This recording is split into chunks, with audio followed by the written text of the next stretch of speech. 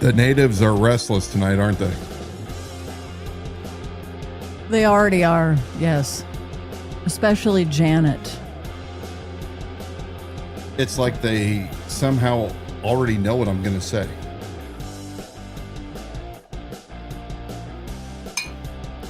Janet Elford says you've never actually exposed any corruption. You never have.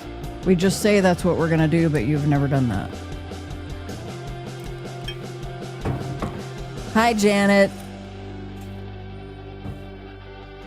We're in the process of reading your second response, Janet. Bit long.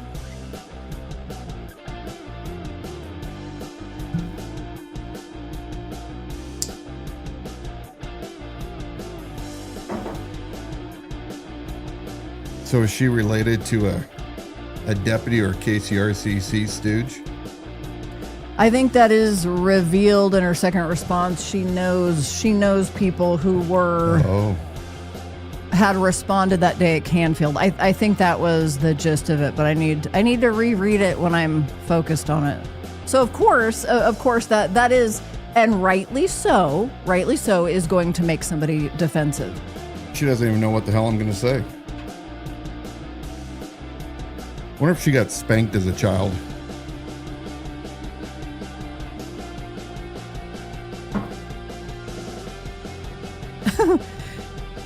This broadcast is having trouble connecting to the Liberty Without Compromise Facebook page. I don't know if anybody sees complaints happening over on the Liberty Without Compromise page. You can let them know. You can watch on YouTube, X, the Idaho Sheriff Facebook page. Those would be your next best options. Because I'm not gonna try to troubleshoot that right now. What do you suppose it is? It just happens sometimes. Sometimes you have to remove the connection and come back. You already got people whipped up here today on Facebook. A lot of law enforcement professionals, no doubt. Nick Lowry said, "Hey, Dan, just curious if when you come on to talk about the deputy, if you're going to give your full background and expertise on responding and handling critical incidents such as this." Well, once again, Nick, why don't you wait until I actually say what I'm going to say before you open up your sensitive pie hole? And then Nick and a profile name, Del Harvey, had a long back and forth that you weren't involved in. Once again, your ignorance, he's saying to you, Del Harvey says to you, once again, your ignorance is demonstrated by your lack of experience in this matter. It would be an utter waste of time to try to convince you otherwise. Well, why is he watching? Well, he's on the page anyhow. Haters are going to be haters. Some of the biggest inferior complex men are cops. One more. We got Tim Dunn over on Facebook says, no. He's saying to you, no. You can't speak out and not bring the receipts. You wear a big hat, but in no way do you have any proof that your are big enough to do what this man did. So you talk a lot, but you're not a law enforcement officer. You never have been. Wow, that's news to me. It's long. Just leaving that one. I'm leaving the rest. Cops are some of the biggest crybabies in the world. Talk about men with complexes. Well, I think, yeah. I experienced it for 12 years. It is interesting that they're so dang defensive. Yeah, they might be surprised tonight. They think they're the only ones who know, and they have to defend each other. So from that, I understand. Might be surprised.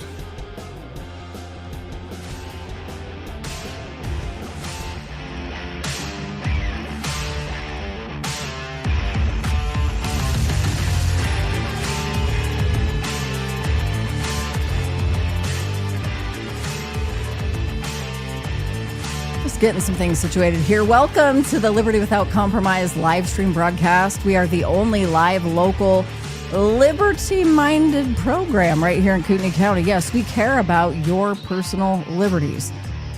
And we do expose the political power players, politicians, and social influencers.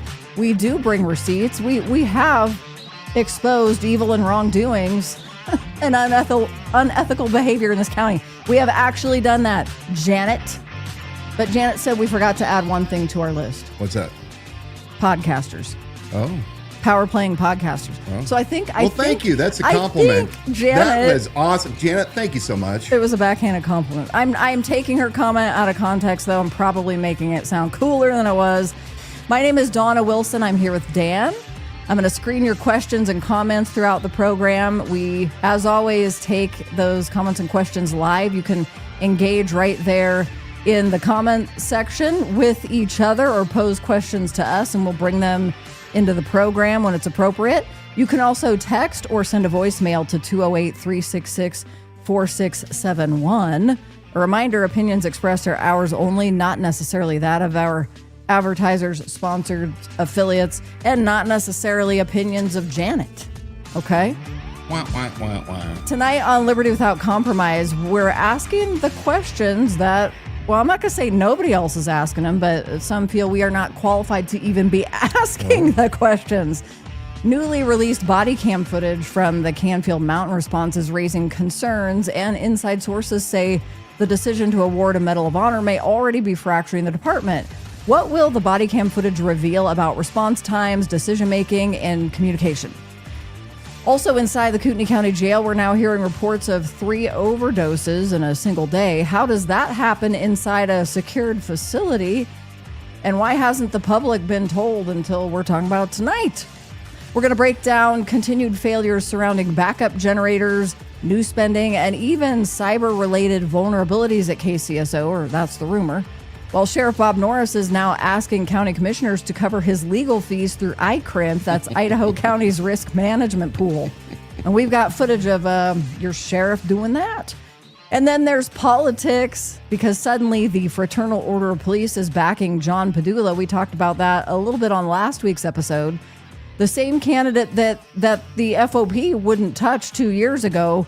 Okay, so what changed? And the new information tonight is that the FOP's official statement endorsing Padula, glowing endorsement, was released yesterday, a far cry very different from what they had to say about him 2 years ago. Plus, a current office holder reaches out to us talking about a, quote, common enemy and maybe expecting alignment, looking for intel from us. But that's not how it works. Pound sand. We're going to address that briefly, or maybe not. Maybe it's not worth the time tonight. A reminder, drop your comments and questions live. We're going to be interacting with you throughout the program. We're going to go ahead and get started, ladies and gentlemen. One more reminder, share this live feed to your page or profile. Do that right now. And now, here's Dan Wilson. Episode 65. You're right here, right now with us in this space and time, or perhaps listening at a later date. Nonetheless, this is definitely going to be one of those shows that gets a lot of people riled up. And why does it get them riled up? Because questions are asked. And in this country, as we celebrate our liberty, we have the right under the Bill of Rights to freely express our opinions and to ask the questions of our government. Last I checked, government works for the people as well as all of those that are employees of the government. Several weeks ago, insiders inside the Kootenai County Sheriff's Office came to me and told me that there was quite an uproar taking place after an after-action report and meeting that took place discussing what happened at the Canfield murder incident. And it was due to certain actors' actions that were largely dividing that group. People's tempers flared. There was men that stormed out of that meeting and took a couple weeks off from work, as we've been told. I've obtained body camera footage from the first responders that did make it to the incident that took command. And we're going to be talking about what took place that day, or rather, we're going to let you guys see firsthand those first 20 minutes of when KCSO arrived on scene with other law enforcement and what took place when they first made it up to the X, the spot where the murders had taken place. And you guys will have your own opinion after this. I'm not going to tell you necessarily what my opinion is, but you guys do deserve to see the videos, because some of those that are in this video, Kootenai County Sheriff's deputies, have been recently awarded, they haven't received it yet, but they've been told that they've been awarded the Medal of Honor, not only from the Attorney General, but also Sheriff Bob Norris. And it is the Medal of Honor that seems to be the sticking point for some of those in the department as they squabble between themselves. And again, you, the viewer, law enforcement, civilians, you get to see firsthand what took place and come up with your own conclusion. We're just going to be the medium for you to see that. So I have no doubt that there's going to be a lot of hate from law enforcement, because some of you law enforcement professionals, and you know who you are, you're the most hateful group of men out there. Nobody's better than you guys. You have inferiority complexes. And then there's the other kind that absolutely understand their place and their worth, and they don't have to diminish others to prove how big and bad and tough they really are. But those of you that are going to get all spun around the axles, you need to listen to what's said. You need to watch, not my actions, but the actions that took place, and come up with your own conclusions. And we're going to throw in a couple resources here and there to set the picture for those of you who are not familiar with law enforcement tactics and with certain training protocols. We're going to let you guys see what the professionals are trained. And again, you come up to your own conclusion. We will also be providing these body camera videos from two deputies, Deputy Ballman and Silva, on the Liberty Without Compromise website here sometime in the next week. They're pretty large files, but I paid for them to get them released and redacted, and we are going to turn them over to the public so that you guys can have them as well. That's what we have in store tonight. We have a lot to cover, don't we? We do. Why do you think that current law enforcement get as defensive as they do when we're asking questions? But my observation is that the efforts that we're putting forward are immediately getting twisted, even as they come out. It comes out of their mouth with their defense.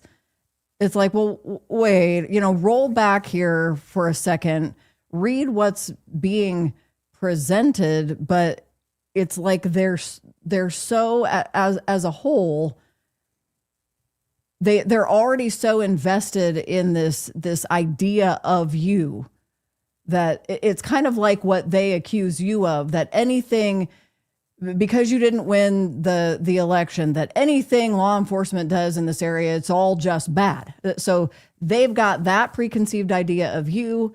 And then they immediately come out with the hackles and attacking and defending each other because nobody else could possibly understand, immediately assuming that whatever you're putting forth is to just, for no reason whatsoever, just put them in a bad light. And I guess if who then is allowed to question morals and ethics and behaviors and outcomes of law enforcement situation? I mean, are they just flat out saying nobody is allowed to question anything that we do? Like carte blanche, we can do whatever we can do because you're never going to, you and whoever else is not allowed to have an opinion because you weren't there, you can't understand the job. And I guess that at the end of the day, that's what confuses me, because, okay, what we're agreeing on then, if we say that that's the case, is then you can do whatever you want, free reign, no accountability. I think there's confirmation bias. There is and there always has been a section of law enforcement that really should not be law enforcement. They're not well equipped emotionally to be there. You have bullies that were bullies in school and wanted to take their anger out on others, and they get into law enforcement. That's a well-known fact. Any cop out there that says otherwise is not being honest.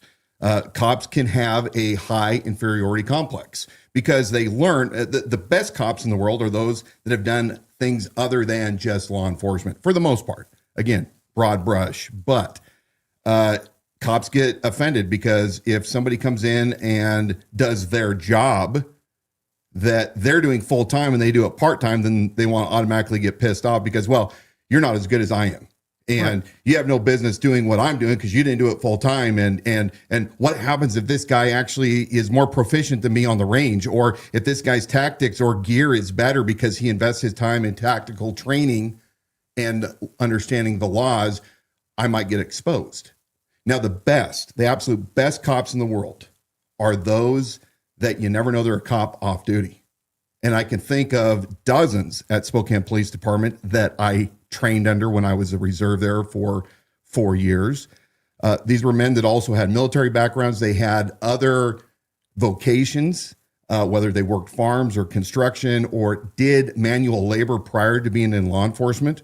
The same thing at Liberty Lake, the same thing at Spokane County Sheriff's Office. But there is a large group of big baby men who are so offended they think and this is the thing you guys forget about, you cops. And I'm going to remind you, you retirees, you know this to be true. When you're a cop and you're in a specialty or you're top in patrol or you're brass, you are hot shit until you retire. And once you retire, only those that you keep in constant contact, your former friends from the job, they're the only ones that remember you. Every department, every agency, no matter what kind of a legend you may have been, the minute you retire, the new guard comes in and you become maybe a legend. Now, luckily, the majority of law enforcement is not this way, but I think that it is absolutely 100% within my rights, having done the job as a police officer for 12 years, single car status for 8 of those years, performing basic patrol functions, and yes, being on critical incidents, being involved in all sorts of different calls for service, all your garden variety. But I did it for 12 years for free, which means I took on all the same liability when I put on my uniform and put on my badge and my gun belt, my Kevlar vest, and got into my car and performed whatever I was dispatched to, whether I was primary or whether I was backup, it didn't matter. I did those things. I went through the academy. I went through the same requirements when it came to testing out to get my state certification. I had to go through all my tests to become a level 1 reserve officer and to test out of FTO to get into my car. And yet many of you out there want to continually lie because you're insecure morons. That would imply that a guy like me that spent 12 years and did the job for free while I still had my full-time job and all my other responsibilities, running businesses and having younger children, I absolutely have the background and the right to sit and observe anything that law enforcement does and to comment on it. And if you don't like that, pound sand, you poor losers. To the rest of those that have no problem with transparent government, go back to anything that I have said and see if I have ever lied about my observations or if I have disparaged somebody's actions that it wasn't justified. So we have about an hour worth of conversation on the Canfield incident that we're going to save it for the last half of the show because it's about a 40-minute long video that we're going to watch. One more thing I want to say, and you can fill in whatever gaps I missed, and then we're moving forward.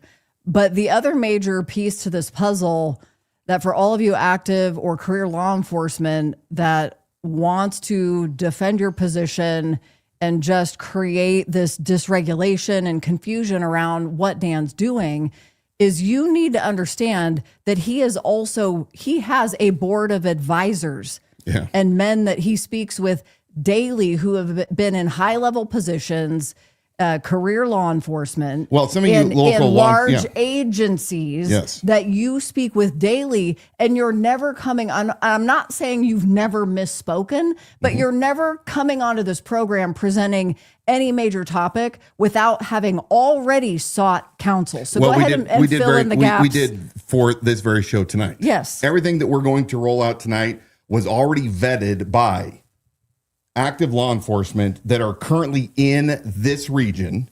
And I'm going to say in this region so I don't give things away. But yeah, just like when I was running for sheriff, I had a board of advisors of very impressive lawmen with impressive resumes to include command staff all the way down to patrol. And anything that I say, I always run it through to those that are the legends to get their advice. Now, do I always take their advice? Not all the time. Sometimes I still go with what it is that I believe to be the message that I want to put out. But in this instance, again, I'm fortunate. There are so many right now current whistleblowers, moles inside the Kootenai County, not only Kootenai County Sheriff's Office and in the jail and in patrol and in dispatch, but also county-wide, because they see what's been going on. And how do you think, Bob Norris, how do you think I find out stuff so fast, sometimes before you do? Because people are sick and tired of the divisive spirit that you have brought into the Kootenai County Sheriff's Office, the promises broken, the liability that you constantly put your own deputies under because of your inability, because of the culture, to recruit good men and women to work in the Kootenai County Sheriff's Office and in the jail. They're sick of it. You know it, and I know it, Bob. At the end of the day, you can fool anybody out there that you're capable of fooling because they don't want to see the truth, but you know it, and I know what the truth is. We got Melvin Stewart joining us on Facebook. Melvin, welcome. Welcome to the program. We're so happy you've joined us tonight. He was having pretty much a nervous breakdown here in the comment section. He's talking to you. He clarified, he's talking to you. If you're a radical Democrat, liberal, rhino, F you, you're the problem. He continues on, the guy in the cowboy hat. If you're a Democrat, liberal, okay, USA, Russia, some stuff. Melvin, calm down. Melvin Stewart. Melvin, take a drink. Well, he did. I think he did. I think Melvin took a cue, had a little sip of whiskey. He said, if you're neither one of those, bro, I'm cool. I'm cool for you, bro. Cool. Okay, for thank you too, you, bro. Melvin. Thank you. So last week, we brought to you news that the Fraternal Order of Police, that's the Kootenai County Deputy Sheriff's Association's, it's an offshoot of the Masonic Lodge, the Fraternal Order of Police, number 43, came out and did an about-face. And they said that they had vetted several candidates, and one of them happened to be Kootenai County Commissioner candidate, way too many C's. That one's K&C, crazy. John Padula. And they were going to give John Padula their endorsement, which is really funny because, as we showed last week, a short year, 2 years actually prior, they didn't have very many good things to say about Padula. Well, they doubled down this week and they put out their full media statement on John Padula. And this is what they had to say. They're talking about they're an organization representing men and women who serve on the front lines of public safety. They take their endorsement seriously. They are not made lightly. Pay attention to this, folks. Listen to what they're saying. They take their endorsement seriously. They're not made lightly. They are not influenced by political pressure, outside interests, or prior assumptions. Our endorsement process is independent and guided by our membership and our mission. It is our responsibility to evaluate candidates based on their character, their leadership, and their demonstrated commitment to the safety and well-being of our community. John Padula is a fourth-generation North Idaho native who has spent his life in this community. Over the past 2 decades, he has demonstrated a sustained commitment to serving others, leading outreach efforts, mentoring individuals, and working to rebuild their lives and helping strengthen families across Kootenai County. His work reflects a deep understanding of the challenges facing our community and the genuine investment in its future. Here's the money lines. We recognize that John's life experience is not conventional. However, and by the way, that's a good way of saying that he's six-time convicted felon, over 30-something. Just such a warrants. contrast to what they said 2 years ago. Over many years, John has demonstrated those qualities through consistent leadership, service, and a commitment to helping others make better choices, and build better lives. Our endorsement reflects a deliberate and thoughtful evaluation. We believe leadership is not defined solely by past circumstances, but by the actions taken over time, the trust earned, and the ability to lead with integrity moving forward. So they finally say in their closing sentence, we strongly encourage the voters of Kootenai County to support John Padula for county commissioner. Wow. That again just blows me away. I mean, it was only 2 short years ago, if we go to page number 2, that the FOP had this to say as they put out their large advertisement against the candidates that they did not like. Look here, County Commissioner, District 1, vote no, John Padula, convicted felon, arrested 32 times, former fugitive, seventh grade dropout, flush with home and builder donations, too dangerous to trust. They spent a lot of money. I spent over $10,000 to send this mailer out. Wow. Here's what they had to say. We had to go to the Wayback Machine because they were so embarrassed by what they previously stated, or they didn't want the evidence to be shown, that they had to scrub this from the deputy sheriff's original website. Poor choices in life is how they describe Padula, is how best to describe Padula. He's a nice guy, but even John Padula himself has admitted he doesn't have the experience necessary for this big of a job. His background includes a long criminal past that the deputies are very familiar with. After 32 arrests, 6 years in prison with one escape attempt, and a junior high education, he was a seventh grade dropout. There was no way we felt he had the qualifications to be a county commissioner. While we believe that this focus on drug rehabilitation serves a segment of community well, he simply did not have the experience or qualifications for managing a $140 million budget.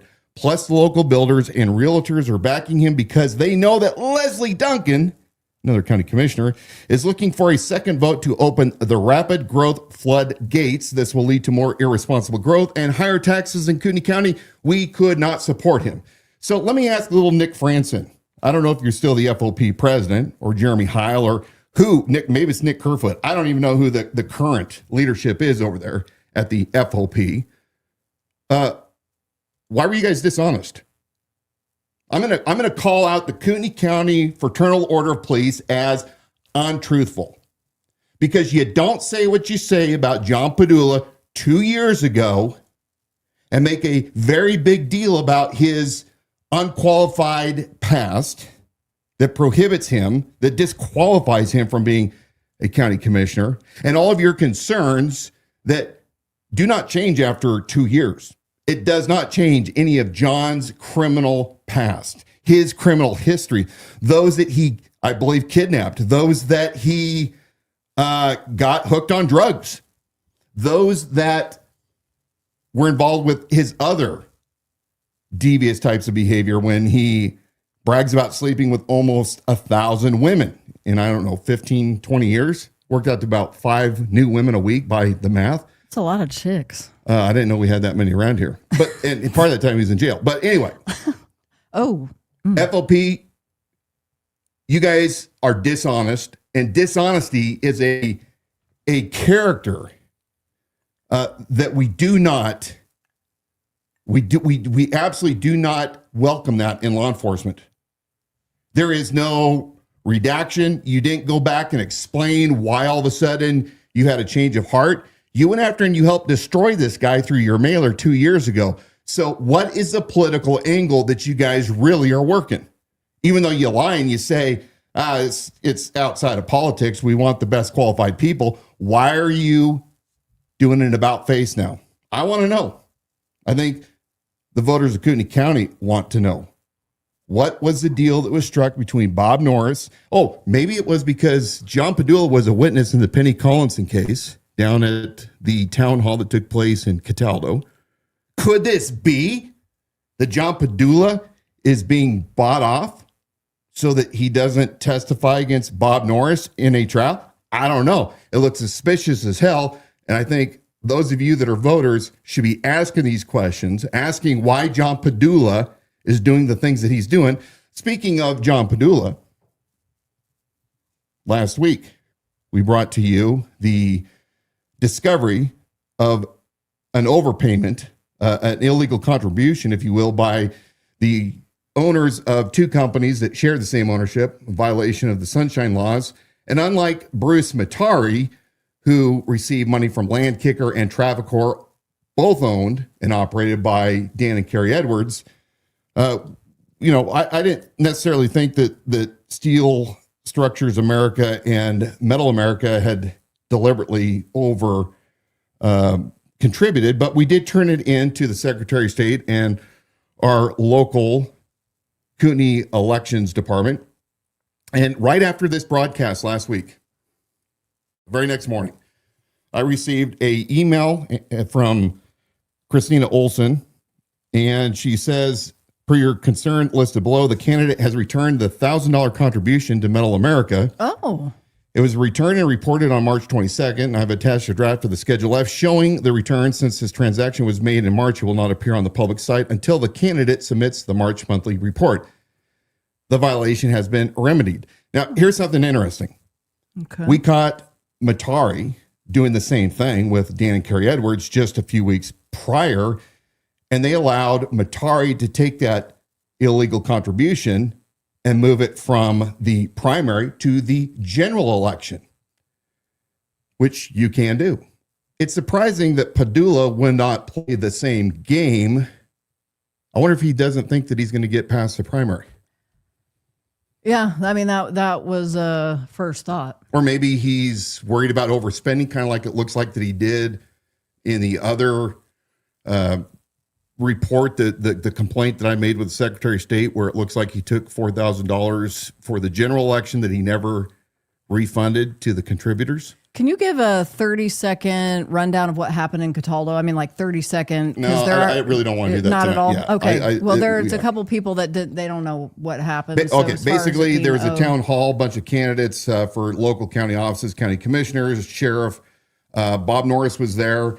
And allegedly, Bob Norris got up and began berating Penny Collinson, a photographer of sheriff candidate Captain Mike Bauer, and started accusing Penny Collinson of being a pedophile. Again, I don't know everything that was said. I just know the complaint, the tort was filed. The short version. Padula, I've seen text messages where Padula had admitted to hearing there you go. Norris saying the things that Penny Collinson says that she said. And then he changed his tune. That's all we're going to say about that. You can even go onto our YouTube channel at the Idaho Sheriff and plug in keywords, and you can find episodes where we've got more coverage of that. Okay, let's move ahead.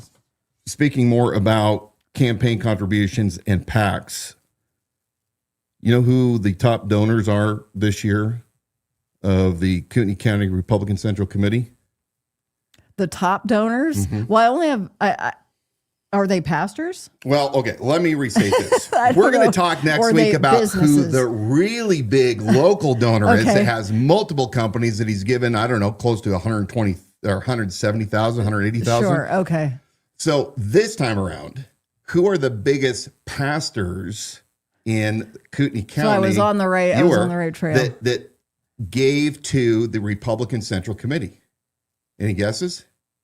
Well, you already know. Well, yeah, you're asking the wrong person. Do you guys have any guesses? Let's go Put to them in the page comment 6. section Page as 6. we get up here and spoiler alert. All right, so reporting, Tim Remington on 3/4 of 26 contributed in the time contribution report for the Kootenai County Republican Central Committee, has donated $10,498. That's right. Pastor Tim from the altar and the ranch and Good Samaritan has donated $10,498 to the Republican Central Committee. Now, I understand that some of that, maybe all of it, could have been for sponsoring a table or sponsoring the Matt Gaetz Lincoln Day dinner event. Could have happened. I don't really know because I didn't see where all this went to, but it isn't it interesting. I know me. He was doing the Lord's work. I'm not paying $10,000 to the for any reason. They tried to get you to one. They tried to get me to pay $30,000. Yeah. Oh yeah. The gold super plus it's premium going quick. tables. Going quick. You better buy it because it's going quick. Act now. $30,000. $30,000 for a table. And the second runner-up is John Padula, $3,000. Now, John, that's a lot.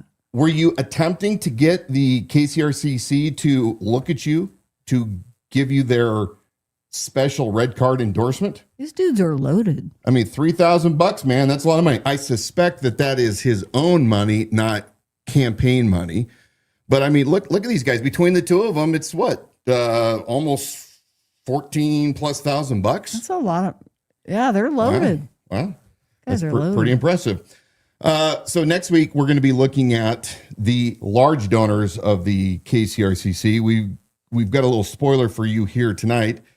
Dylan Parker donated over $50,715 from our investigation this week. It appears that Dylan is an administrative assistant. In fact, we have the screenshots proving that. That's what he claims. And he gave over $50,000 to the Republican Central Committee. What the heck?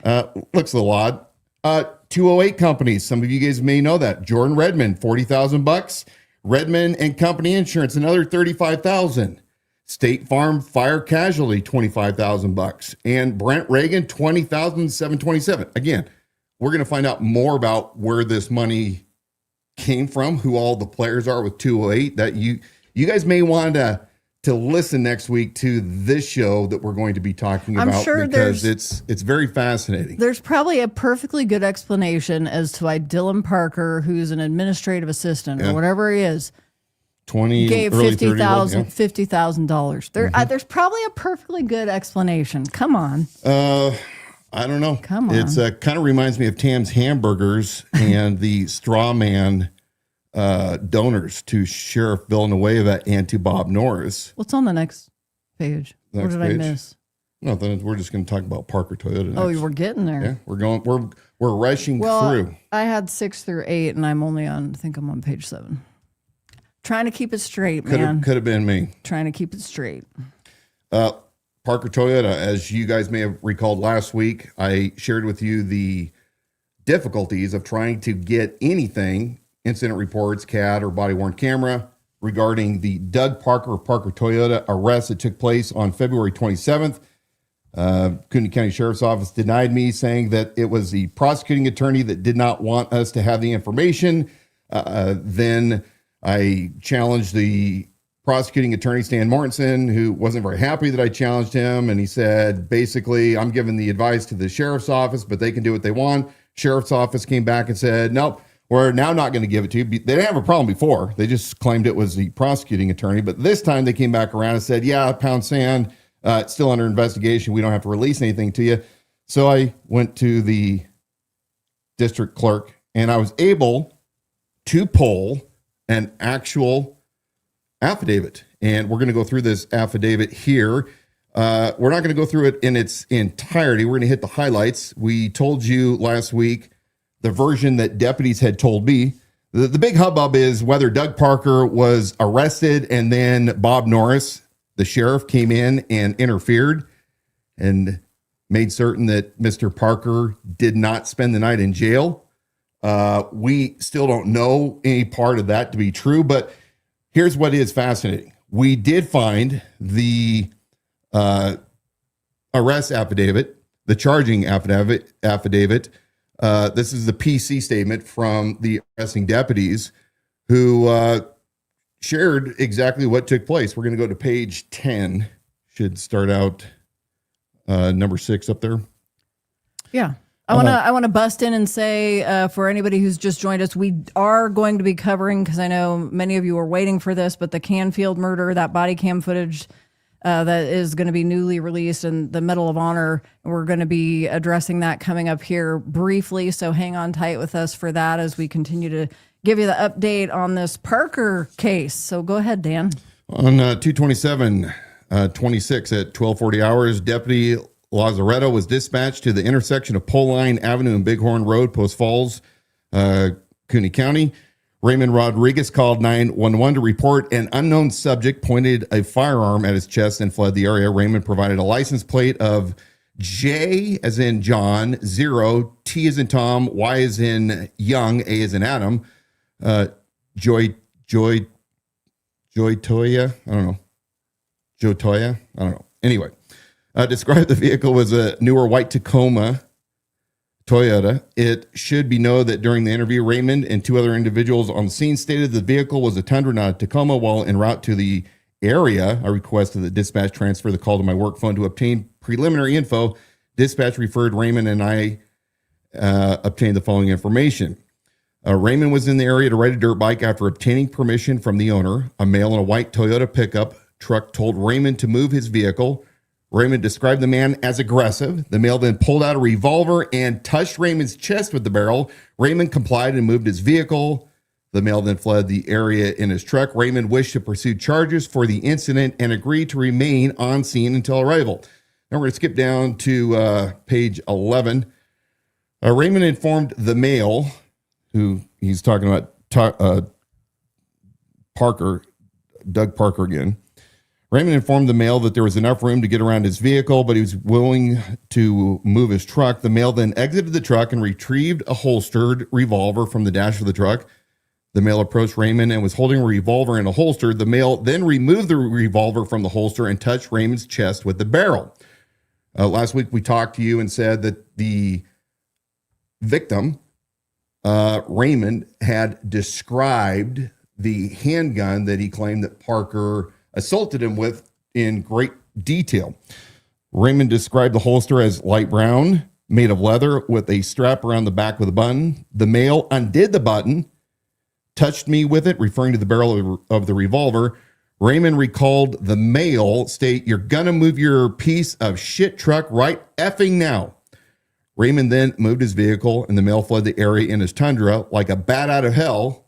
Raymond then called 911. Okay. The deputy asked Raymond to describe the firearm.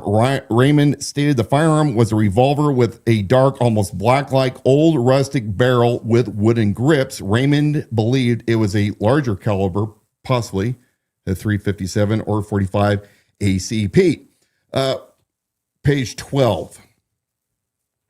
While he was speaking, the deputy, to the above-named persons, Deputy Prosh was conducting research on the provided license plate. Prosh learned the plate returned to Parker Toyota and responded to the business to learn who had been driving the vehicle. Prosh contacted the management and was advised that the vehicle belonged to owner Douglas Parker. Prosh and Sergeant Miller responded to Douglas residence and located the Tundra parked in the open garage of the residence. He responded, the deputy, to Spanway and made contact with Douglas at his front door. I asked Douglas if he knew why we were at his door, and before I could even finish the sentence, Douglas replied, sure I do.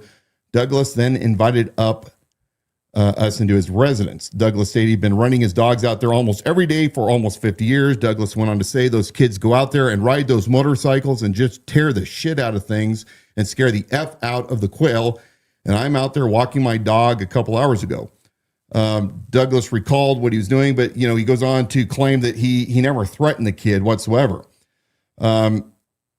Deputy says Douglas first recounted the story, did not mention a firearm. I advised Douglas that Raymond reported a firearm was involved. Douglas then said, yeah, I had a gun. I always do. He asked Douglas what he did with the firearm. Douglas replied, I didn't do anything with it. I didn't point it. It's in a case. It's still laying there where it was on the front seat of my truck. I then clarified if he had ever taken the firearm out of the vehicle. Douglas replied, oh, yeah, I had it out of the car with me. Oh, yeah, yes, sir, I did have it out of the car with me. I had it in my hand in the case. I then clarified what direction the firearm was pointed. Douglas did not recall, but stated, I can tell you I didn't point it at him, and it wasn't out of the case. I then advised Douglas that Raymond had reported the firearm had been unholstered and pointed directly at Raymond's chest. Douglas replied, no, I didn't, and never unholstered. Well, it's a holster in a case. Douglas also claimed he was no closer than the length of a pickup truck to Raymond. We're almost done. Douglas then asked if he would like to see the gun. Douglas took us to his garage and to his Toyota Tundra pickup truck. Douglas gave me consent to open the truck. I viewed a tan padded nylon style holster pistol case on the front passenger seat. The case was not transparent, but I clarified with Douglas if it was ever removed from the nylon case. Douglas stated he had taken the whole nylon case. Douglas gave consent to open the case. Inside the nylon case, I observed a revolver in a brown leather holster. The holster had a button for retention. The color of the gun was what is commonly referred to as a blued finish, which is a dark blue-black finish, which the result of a chemical process to protect the firearm from rust or corrosion. The firearm appeared to be older as it did have scuffs with rust and scratches. The grips were wood construction. The firearm matched Raymond's description. I attempted several times to clarify with Douglas to confirm that there was not any miscommunication. Douglas continued to state he took the whole nylon case out and never removed the firearm from the nylon case. I even held the nylon case in my hand and reaffirmed his statement to dispel any confusion, and Douglas replied, yes. Sergeant Miller then asked Douglas how Raymond was able to describe the firearm. Douglas replied the firearm was never out of the stack nylon case. Sergeant Miller again tried to clarify how Raymond was able to provide the exact description of the firearm. if it was never taken out of the nylon case, as it could have been anything in the case, such as a Glock 1911 or any other gun. Ultimately, Douglas changed his story and admitted he had taken the firearm out of the nylon case when he left his pickup truck. Douglas continued to deny ever pointing the firearm at Raymond or getting any closer than a pickup truck distance away.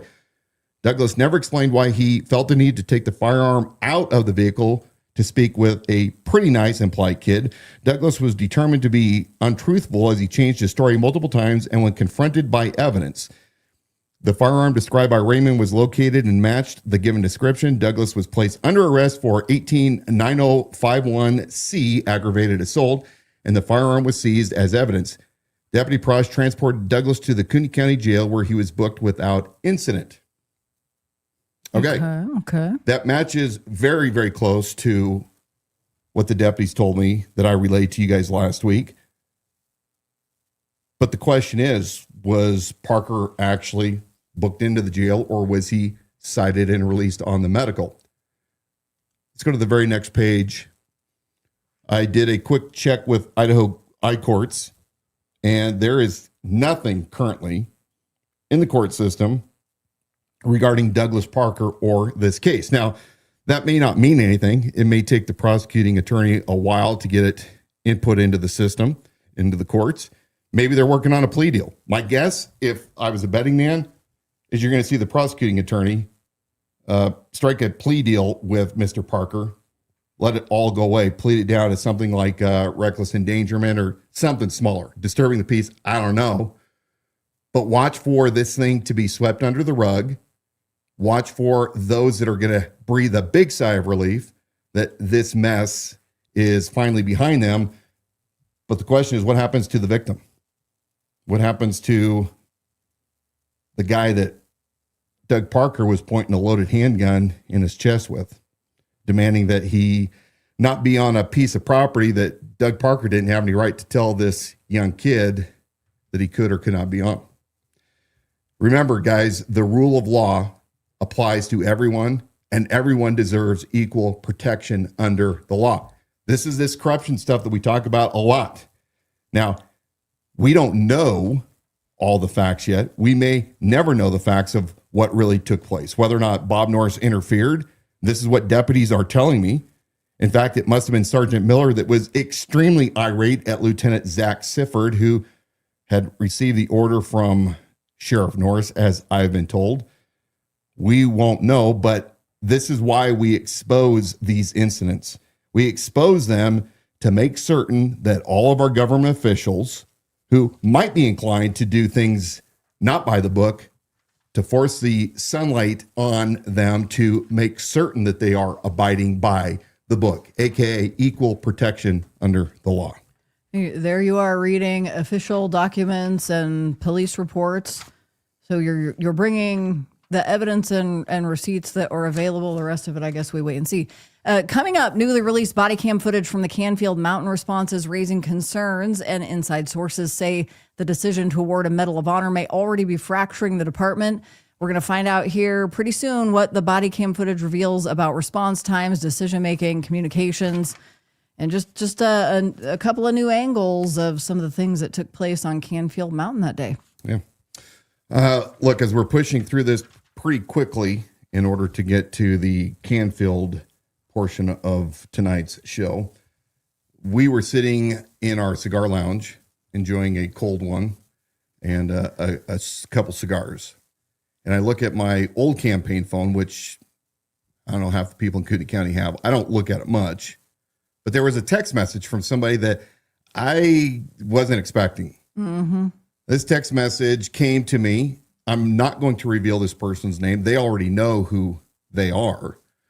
But I laughed when I saw what they had to say, because this person has been pretty much a snake in the grass since we first met them during the campaign.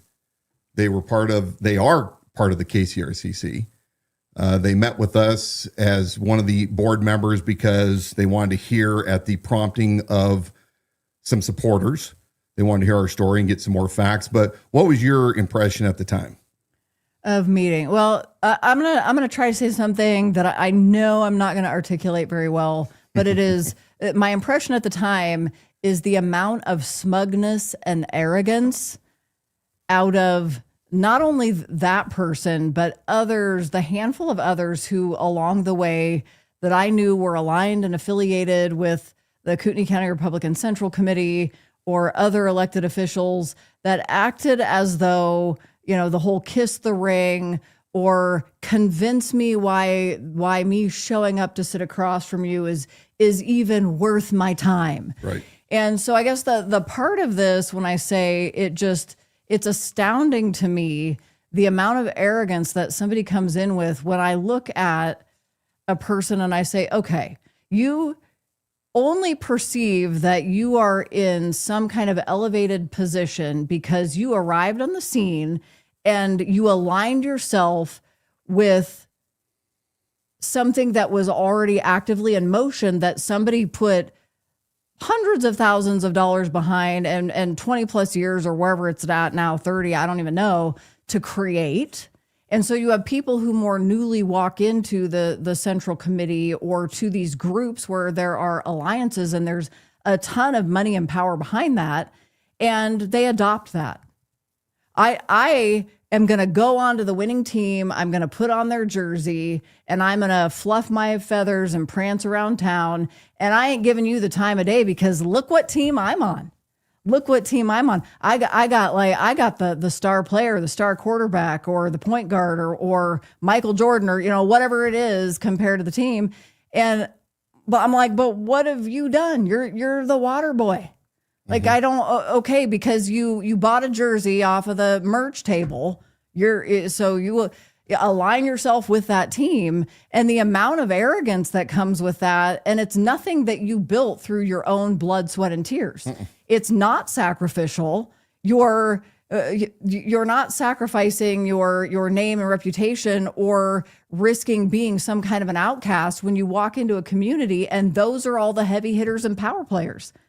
And then they don't even want to, everything in their mind is completely closed. This person there is no curiosity. There's zero natural curiosity. And it's happened more than once. I mean, I've got multiple faces that are popping into my head as I imagine these people that spent their time, I gave of you my time. And in this instance, with this message that we received, there was that. There was that, am I jumping ahead of the story? No. But there's something that you have to also visit, which is this person as a representative of the Central Committee, also like Terry Seymour and Nina and others. So this is not Terry Seymour or Nina. Running their mouths on social media. They're supposed to be representing people, but they love to get into the group bully mentality, and they were right out of the gates bullying people that were our supporters online, thinking somehow that we weren't ever going to see what's out there. Ed, nice try. Ed wants me to name them, please. Nope. He's begging. But I guess the one thing I want to add to that is when I think of women in my life who have been inspirational, who I have looked up to as a mentor, who have had solid biblical knowledge and who are women of faith. That Raquel, I mean, I'm naming one Raquel, who is somebody from who I have known. And you would never find a woman of that stature and of that position in life and that position in the faith who would ever make the comments on social media. I don't care your political leanings. I don't care how passionate you are or the moment of, I just wasn't thinking to put out there and make fun of somebody's pants. Yeah. Or to make gay jokes about you. Yeah. It is not going to happen. And so I look at these people, but they're good Catholics. They're really good Catholics. And I think I cannot imagine the Lilliputian, the how small you have to be in your mind and in any kind of faith to engage in that type of behavior at all. I cannot even imagine it, and that you remotely take yourself seriously as some kind of leader in the community. And I mean, it is the opposite of being a woman that wants to be mature and elegant and holds herself correctly and holds other people to accountability. Am I going to look at this person to hold other women to accountability when they're making fun of somebody's pants and engaging in gay jokes about you. Yeah. I mean, it's like, you're done. In my mind, you're done. Like, already the scorecard on an initial meeting with the arrogance and the dismissal and the smugness. But even then, it's like, okay, we still reserve the right, like Ed's commenting tonight, we still reserve the right to go, you know what, maybe I misunderstood. Let's keep talking about this. Mm-hmm. And Ed's been one of those people. Mm-hmm. Yeah. But in this case, it's like that it's unredeemable because it is a pattern of behavior. And we see it in women like Terry Seymour and, Nina. I don't know. I've heard rumors that Nina's coming around. So that's not coming around to us. No, but no longer part of the where she's maybe asking some questions. That the bottom line point for me is it is messed up when you no longer even have your God-given inherent curiosity. So you want to be a power player in a political scene, but you are not even going to so much as be curious about an opponent because it's only about winning the game by whatever means necessary. And we already know where that comes from. I absolutely abhor fakeness. I mean, I hate fake people with a passion. I have much more respect for those that hate me than those that pretend that they're a friend or somebody that you can trust. And on the backside is anything but. This person is sort of kind of like that. Now we're going to show this next page, which is the message that we received, just so you can see. I didn't know. Oh, you weren't kidding around. I blocked out the names on the left side. Greetings, Wilsons. Could you send me a pic of the FOP post where the FOP blasted John Padula 2 years ago and what they were saying in support of him now? I will try to expose that in a letter to the editor. Oops, I didn't take out the full name. Well, Ed, you got your wish. And then look what Fetzer just put out, Stephanie Fetzer, and then went on to quote Stephanie. But that was awesome. That's what I get for not proofing before. And on the right side was just a couple weeks ago where on one of the parody pages, I've never seen somebody so obsessed about how I dress. But she wanted to make certain that I included my leather cuff, that they're all continually sideways. Show it. Okay, wait, hold on, guys. Show it. Keep talking. They have no issue whatsoever of dudes wearing all sorts of strings and shit around their wrists or watches, or like Bob Norris, he's always got his big freaking Rolex. Or I mean, today beaded bracelets, braided bracelets. But whatever. But the whole point is that Mary, since we already blew it, Mary, your false friendship or whatever is absolutely not lost on me.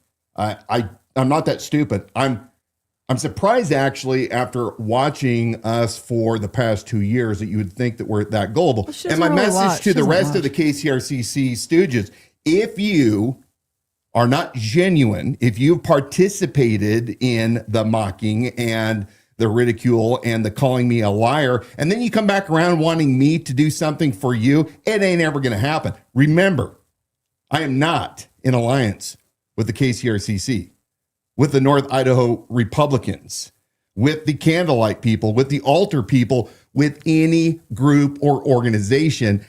If you're like me, we're sick and tired of these divisions, these factions.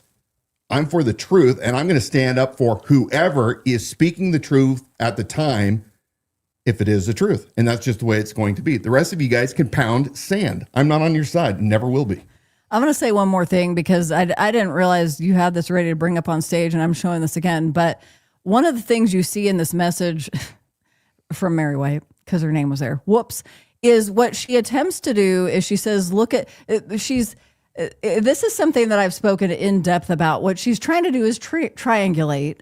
And she understands that I have put countless hours, lots of time over the course of months, and have done investigative research on Stephanie Fetzer because she was politically active in Sacramento County, albeit she lives further south from the state capital in Sacramento. If we're going to split hairs over that, her residence had been further south. So she would get in her minivan and drive when she would protest at the state capitol. I understand that.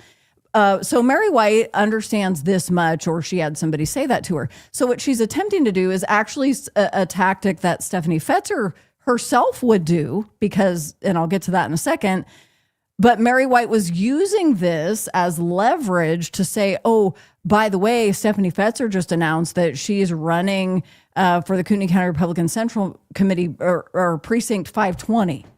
And so Mary is assuming us to be vulnerable to this triangulation, but that's not going to work because that is not how I roll. I know that Stephanie Fetzer does that because we watched Stephanie Fetzer as a political operative actively do that, not only through your entire campaign, as in going and finding who are the enemies of Dan Wilson and then magically aligned with those enemies and push those people forward to embarrass and discredit. She did that for months. Attempted to embarrass. Because she hasn't done it yet. And she still has those alliances at her fingertips so that when it's politically expedient or advantageous, she will tap into those connections that she has. I, on the other hand, Mary, I won't do it.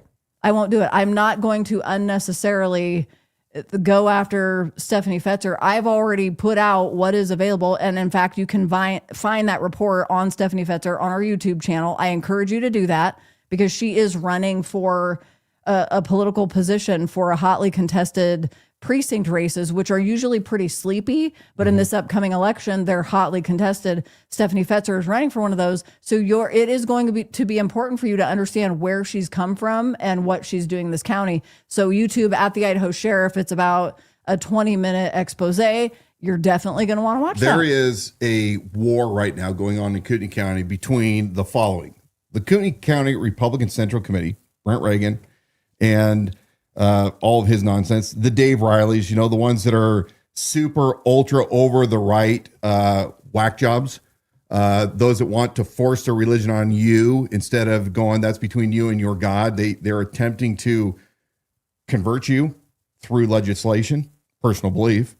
Then you have the North Idaho Republicans, which other than the Dirty 30 that they pulled out 2 years ago, with the help of the Deputy Sheriff's Association, the Fraternal Order of Police, those Mason cops, the North Idaho Republicans are impotent. I haven't seen them be able to do one thing in the past 2 years. And I know a couple of you that I'm talking to, you're going to be super disappointed I have this to say, but the truth is, what have you guys done? Where have you moved the ball down the field?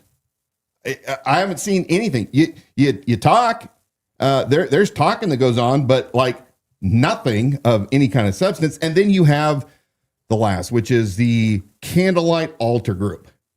And you guys are all working with each other's enemies in order to try to gain control of the Republican Central Committee. And I think it's hilarious that Stephanie Fetzer, who was absolutely 100% against Dan Gookin, mayor of Coeur d'Alene, is now besties with him. Mm-hmm. That really is what it is. And you see this incestuous relationship going back and forth, back and forth, back and forth.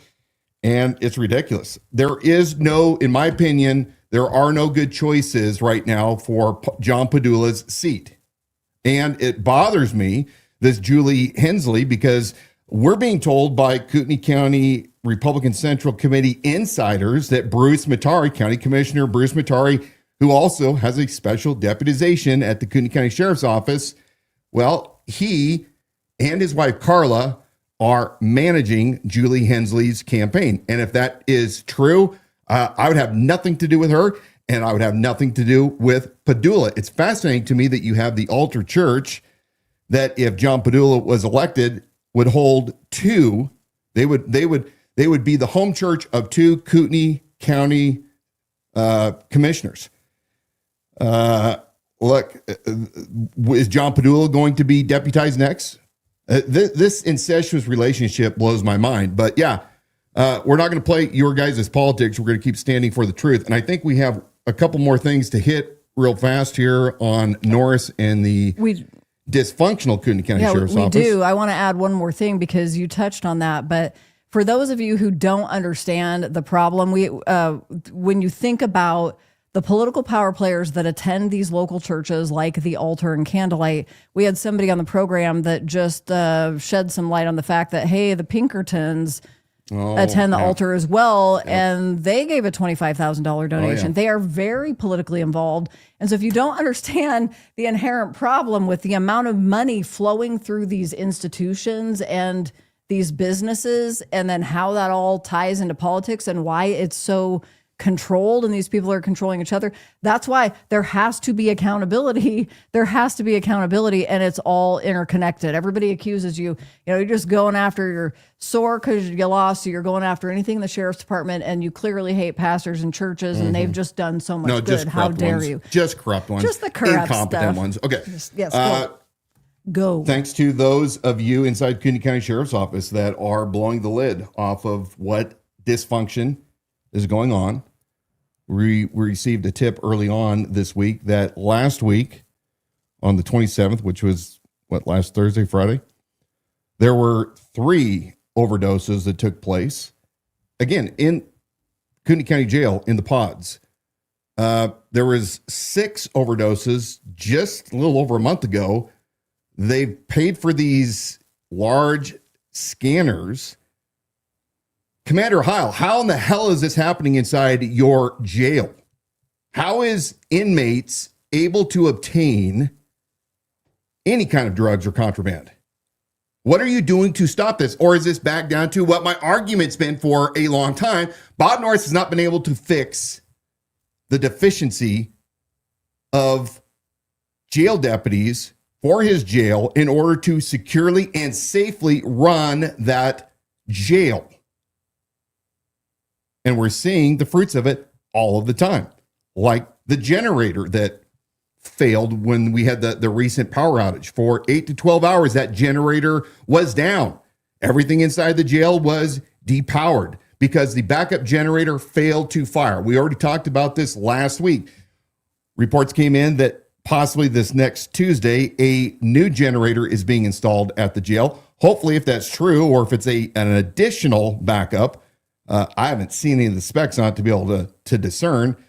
But let's hope that Kootenai County finally gets their maintenance schedules down and is truly looking at the equipment weekly and performing partial load tests and function tests, all the things that they should be doing that they apparently are not, because when we requested that information from the sheriff's office, it came back unable to find, doesn't exist. So they apparently only have an annual inspection by a Caterpillar third-party vendor. So we have this overdose. I requested information on it. I wanted all the CAD, incident reports, radio traffic recordings, body-worn camera, fixed cameras, name of jail sergeants, lieutenants on shift during the incidents. I asked for all the goods, and I got the typical response. They're not going to give it to me. They're going to deny it because the case is still active. I'm going to eventually get it. We'll bring it back here so you guys can see. Moving on to the next records request. Did you guys know that Kootenai County apparently had a cyber attack earlier this week? Oh. Took out all over the county, IT, phones, cameras, comms, all of it. At first, it came out and said it was a backup issue. Then they had to correct it the next day and say, well, it was a cyber event. And how do you know that it's probably a cyber attack? When they ask you to log back on and change your password. Now, a little history, we're not going to dive in real deep, but back during the sheriff race in 2024, I requested from the county all testing audit results of the cyber security of Kootenai County and the Kootenai County Sheriff's Office from basically January of 2020 through present July of 2024, and I was denied. Now, I pushed on IT, and they said, council is telling us we can't. I went to council, and council said, we're absolutely not going to give you the results. And now remember, I was not asking at the time for the specifics to name what the vulnerabilities were if the audits had failed. I wasn't asking for any of the particulars, but they claimed that to give me the results of whether it was a pass or fail would put the county at risk by those malicious outside attackers that would try to exploit them. My belief is that it would reveal, if they were to give me the results, that they are not performing their audits per, at that time, which is industry acceptable parameters or testing standards. It should not be a big deal to say in 5 years we've had 3 tests and we've had a pass, fail, or pass. Be very careful. When we came out against the LPRs in 24 and continued our fight into 25, and we said we're concerned about security and about our data that is being taken and gathered by these license plate readers through Motorola and Flock. Eventually, Kootenai County supposedly no longer runs these, but our concern was for security. And they recently came to the county commissioners, the Kootenai County Sheriff's Office, requesting a lot of money to move everything to the cloud. As citizens, we need to be vigilant that the county is continually doing everything, especially with the amount of money that we're paying as taxpayers, to ensure that your data and my data is completely safe and that we're not vulnerable to these attacks that are now happening on a daily industrial scale. Remember, your data is only as safe as those that are securing the data. This should concern everybody largely about what's going on. This records request that I sent out, I have not yet received any kind of response as to what, if anything, they're going to give me. So there you go. All right. So we got some pretty interesting arguments going on in the comment section. I'm not going to give the play-by-play and color commentary on that one, but ladies, just keep going for it. Keep going for it. And we're gonna be talking here pretty quick. Actually, I'm excited to see this video because there's one last video I haven't played yet. I know. Well, no, I know. This is the one for Bob asking for the money. I can't wait to see it. Let's finish this before we start talking about Canfield. No, I know. I can't wait. Get your daily dose of Bob Norris begging the county commissioners to give him money for his legal woes. He has been begging for money since. Was he begging for money before he took office? Why did I first challenge him? Why did I challenge him? The very first time I saw him, he was at Shepherd of the Hills in Rathdrum at a state legislative town hall. We were there to listen to the legislators. What year was this? 22. I was going to say 22. And very first time I actually witnessed him in person. And that little stocky Napoleon, 10 pounds of shit in a 5-pound bag, walked up in front, grabbed the mic from Don Bradway. Don Bradway. And started whining and complaining that the state legislators were not doing enough to get law enforcement funded. And that all these terrible things were happening and it was up to them to fix it and they need to fix it right now. So the very first time I decided to run against the tool, Bob Norris, was when I saw that performance. And it hasn't changed. So let's see this last video from... People want to believe it's some other more complicated reason or agenda you had, and it really was... It turns out the truth is so simple. And it was that moment that you observed. Okay, go ahead and intro this. Yesterday... the county commissioners at their status update meeting, you can watch it online on YouTube. Bob Norris came before them to request that his legal fees be covered by ICRIMP. That's the state self-insurance for simplistic explanation. For his legal fees for something he's currently facing. Let's listen to him in his own words and see what the commissioners had to say, including County Commissioner Bruce Matari, who is in charge of the purse, but he also has a special deputization, and he works for Bob Norris. Look how fast he is to make certain Bob gets his money. Take a look. Next up, item 3, request to submit incurred personal legal expenses to ICRIMP KCSO, Sheriff Robert Norris. Morning, Commissioners. Robert Norris. I have incurred some legal expenses for a case that's being handled by ICRIMP, and they're expecting this invoice. And do you have any objection of me submitting those through you to ICRIMP? Well, it is an action item, so are you submitting it or are we submitting it? We're approving it, right? Correct. Yeah, we're just approving him. He can submit it himself as long as we're saying, yes, go ahead and do that. Yeah. I'm not averse to it. I'm not against to it at all. It's just that we've initially discussed this with the three of us here, and I would like to at least get Commissioner Eberlein's thoughts on that. But I'm not averse to it. Okay. So, He just couldn't make it at the last minute. sure. So do you want to put on a whole nother meeting, or do you want to approve it now with the caveat that you'll speak to Mark this afternoon and get his thoughts on it? Well, how would I do that, given the fact that it would have to be noticed and I couldn't really speak with him outside of the meeting? I mean, we have a couple legal here in the office, and so I think that's more of an admin thing that that you could just get his opinion on that, since it's been publicly noticed. Okay. I mean, we could just put it on another meeting. We could put it on Thursdays too, you know. Yeah, you could do that. You could even continue this to the public or the business meeting, since it's the date and time certain. Okay. Well, let's just do that. Okay. We can do that. Okay. Would I need to be here for that, Pat? Yes, Bob. Pat, the sheriff asked you a question. I'm sorry. Would I need to be here for that? I would suggest that either you or a representative of the sheriff's office be there. Okay. Yeah. Any other questions? No. All right. Thank you. He's got to get to his pizza with the sheriff, or his donut and coffee with the sheriff, and all the white hairs from former Southern California law enforcement. Oh, we did have somebody. We did have somebody that commented that is the one thing that don't forget about the breakfast. That seems to be the only thing Norris doesn't screw up. Thank you, Nick, watching on YouTube. Continue. Yeah. Well, it's par for the course. We're still waiting to see if there is a federal civil rights lawsuit filed against Norris for the February 22nd, 2025 town hall event. And that will be very fascinating to see. All right. You guys have waited long enough. We have a 40-minute video that we're about ready to play.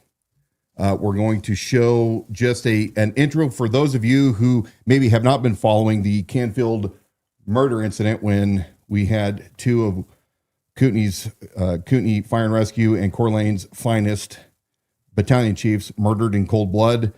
The murderer ended up killing himself when law enforcement was advancing. It's been a tragedy. The scene was chaotic. Many of you have seen the different media videos and stories on the event. You've heard the stories firsthand. We're going to set this up by playing just a short 1 to 2 minute video, setting this up for those who may not be familiar. And we're going to set it up for what we're going to talk about and why we are talking about this incident, why we're going to be playing the body-worn camera video from two deputies from Kootenai County, both Deputy Ballman, Harvey Ballman, and Deputy Silva, so that you guys can see firsthand what they were experiencing as they arrived on scene. And we're going to talk about the controversy because Ballman and Orr and Brock, deputies, all have been given notice that they are to receive not only the Medal of Honor from the Attorney General, but also from Sheriff Bob Norris in the Kootenai County Sheriff's Office. So it sounds like two specific awards of the Medal of Honor. And as we stated, or I stated at the beginning of this broadcast, there are some deputies that are very bitter that were working that scene. They're bitter because they don't believe that actions were taken that deserve this Medal of Honor. In fact, they're not happy with the actions of the deputies that we're going to watch.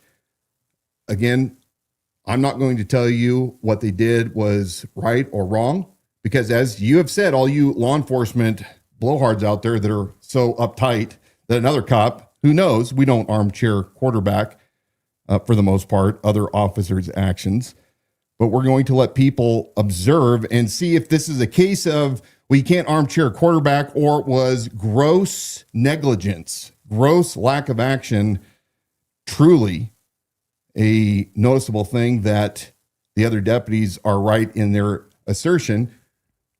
We're going to go over what we have for you to watch. You guys can come away with your own thoughts. And Kootenai County Sheriff's Office, you deputies, I understand where the argument is. I understand the animosity that's taking place right now. And I'm just going to put it this way. you guys will eventually work it out amongst yourselves, like the professionals that you are. But the public does have a right to weigh in, and you can't be offended when the public weighs in by their opinion. We live in a world now where everything is documented. You guys know this. You guys understand that when you put on the star every single day. So we're going to go ahead and play this first video. We're going to pull it off after the very first part, put it on pause. And we're going to pull up a couple of slides to kind of set the scene. And then we're going to spend the next 40 plus minutes watching what these deputies saw in their own first person point of view. Well, today, several North Idaho first responders found out they will receive the Idaho Medal of Honor. It is the state's highest honor for first responders. The award is for their actions during the deadly ambush of firefighters on Canfield Mountain last summer. KREM 2's Regan Gallo has more tonight.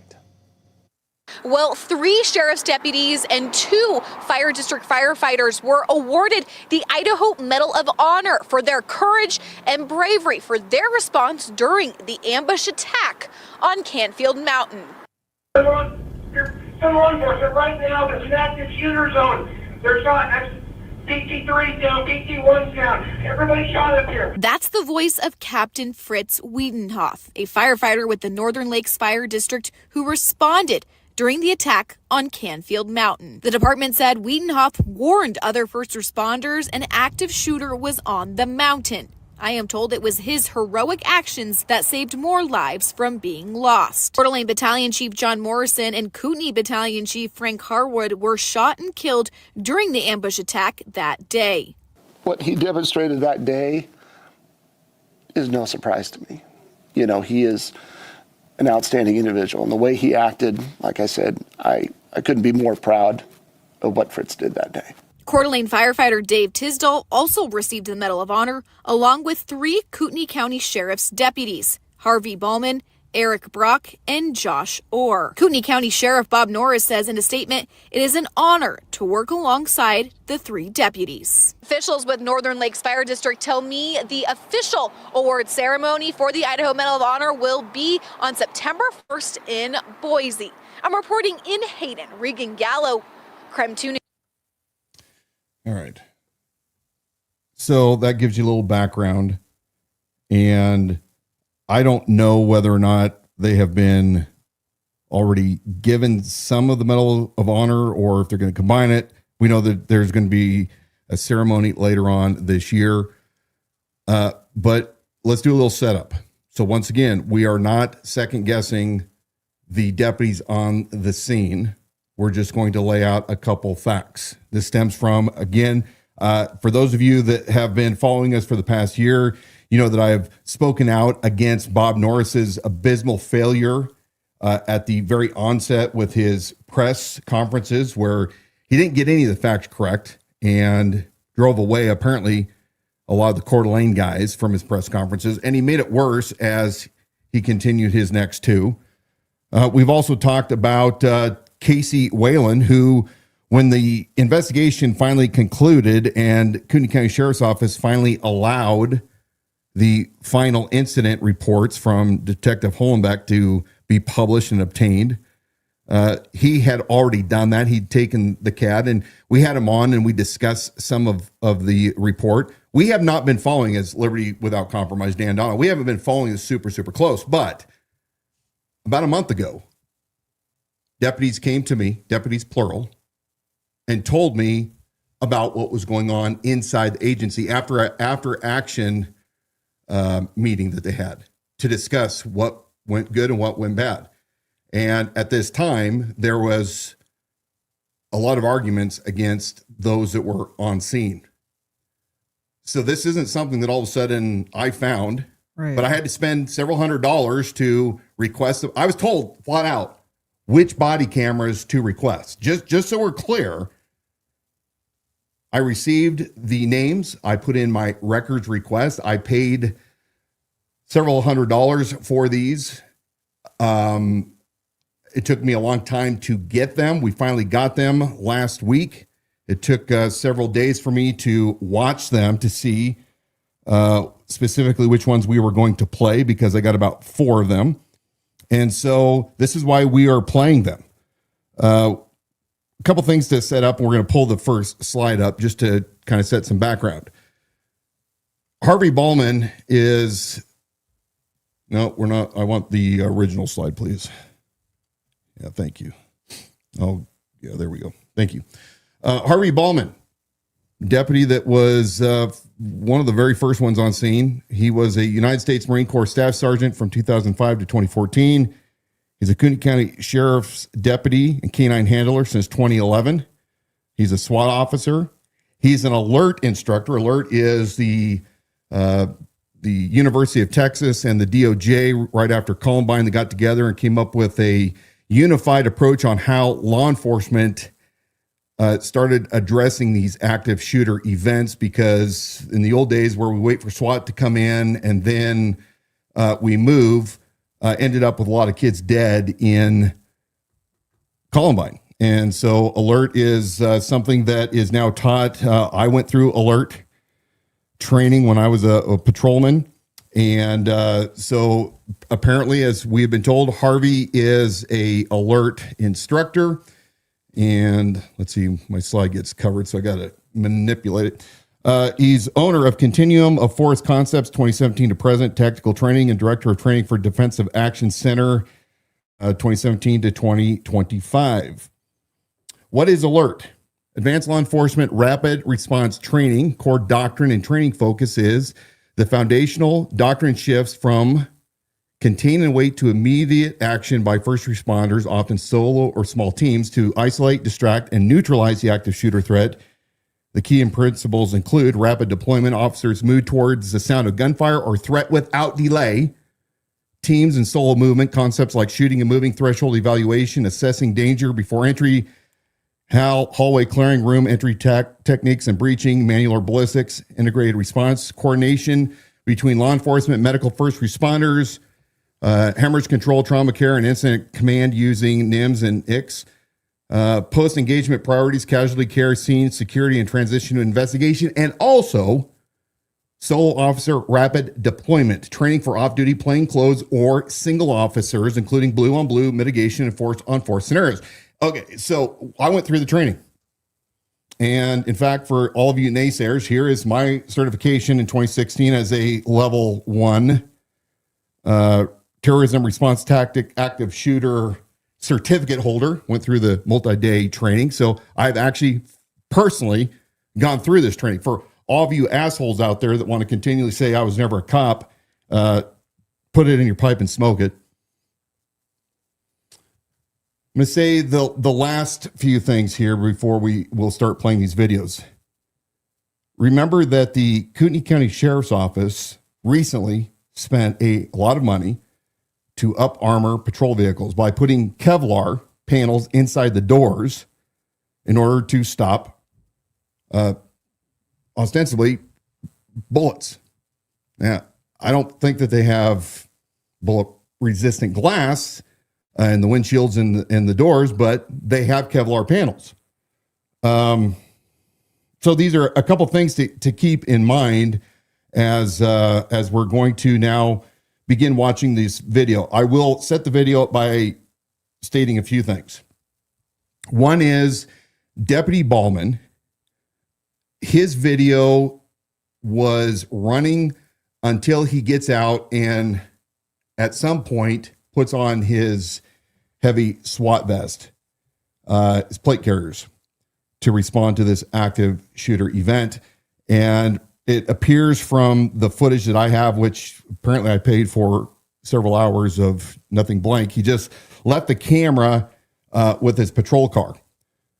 So we're going to show about 10, 15 minutes of his video. Maybe it's not that, it's probably closer to 5. We're going to show that video, but I just want you guys to know why it is all of a sudden we don't play his video anymore. Then we're going to go to Deputy Silva, who was actually first on scene. We're going to see him similarly roll up to the scene, and then once he gets out, puts on his armor, he switches the camera sideways. So there's going to come a point where you're going to see a very narrow and tall video. I had to manipulate that on our software because otherwise we'd all be turning our head 90 degrees. We're going to go ahead and play this. We're going to stop and have some observations. Understand that this first call came out in June at 1:24 p.m. as a brush fire. Firefighters from both Kootenai Rescue and Coeur d'Alene Fire went up to observe at this hiking trail area where the fire was coming from.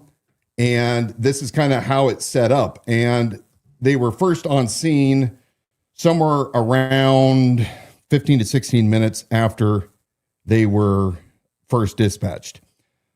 The first shots are recorded at about right around 2 o'clock is when the first reports of an active shooter taking place. So I want you guys to pay attention for the timing. Let's take a look and watch this video. If you are sensitive, I don't think you're gonna have too much to worry about because we're not gonna show anything gruesome, but you may hear some radio traffic that may be upsetting to some. You are forewarned, but let's go ahead and take a watch. This is Deputy Ballman. It's going to be silent for about the first 30 seconds before he activates his camera. Cameras are constantly recording and buffering, and after you activate... Copy. 2 or 3 law enforcement officers defend a perimeter of the base. 30 out. 2027's en route.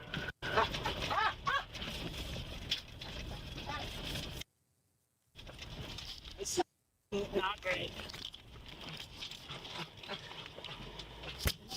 4-4, are you closer to the incident scene? I just want to know if it's right now.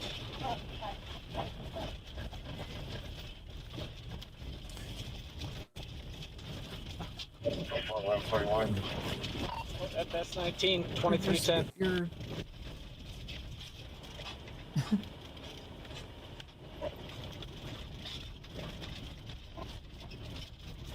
Okay, 2310 is taking command right now.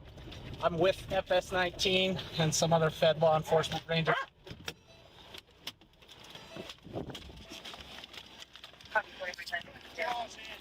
Yeah.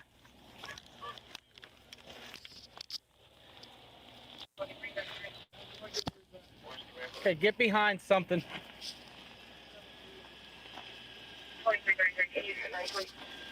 33, the command post is going to be base of the hill. I'm with FS 19 and a ranger approximately halfway up. It appears they're trying to draw us into an ambush. Are we on one? Where's the Bearcat at? Yes. All right.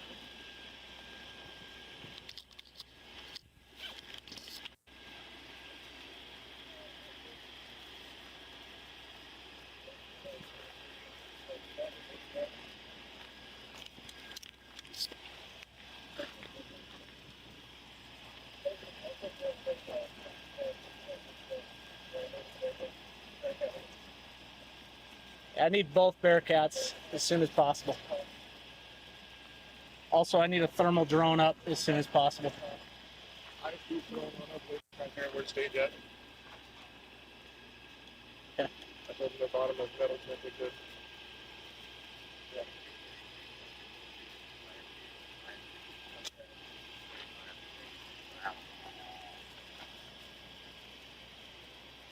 Got it. What do you say? I couldn't catch it. Say that again. Slots complete.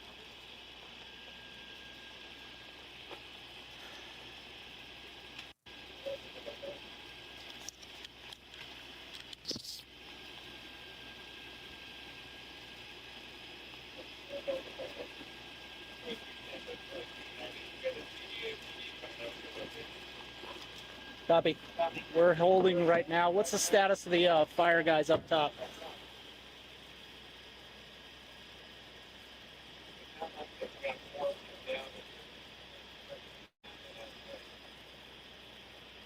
Roger. I need a direction of the shooter or last known direction of the shooter. Get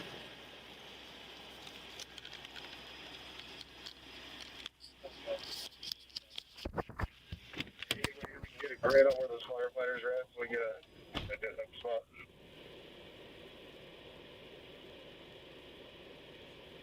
Okay, we're gonna.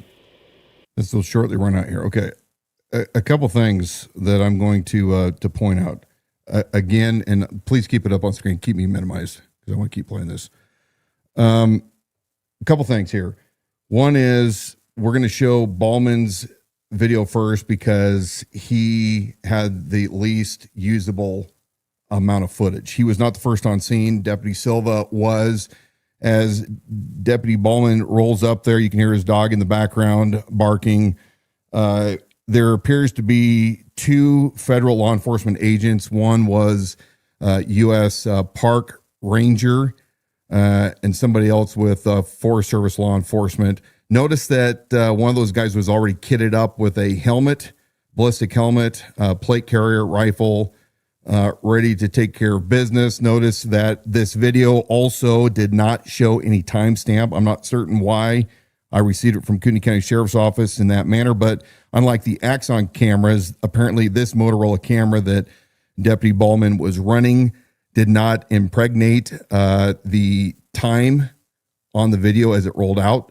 So it's a little bit tougher to piece it together without doing some math with the actual CAD log.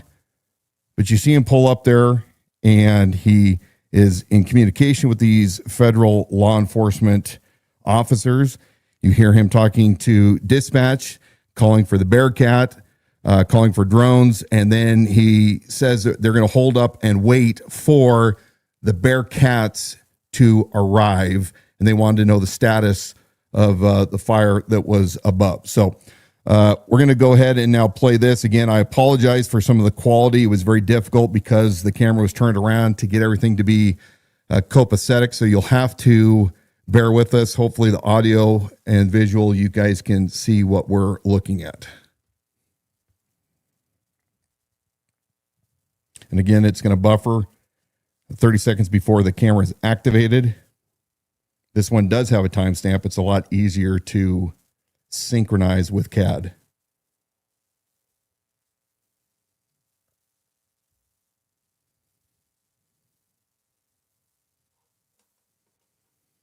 And we may have to make it just one large frame without me in it to see if we can enhance the size. Okay, there we go. 398 tell units, they have two Forest Service law enforcement officers heading up the hill right now.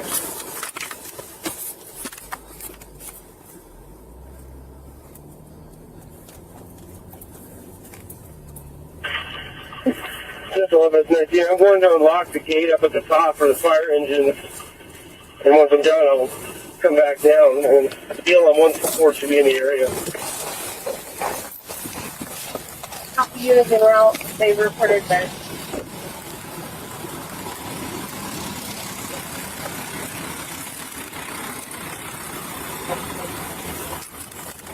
Where? They just told us two firefighters got shot. Where? Got shot? That's going to be that upper parking lot right there.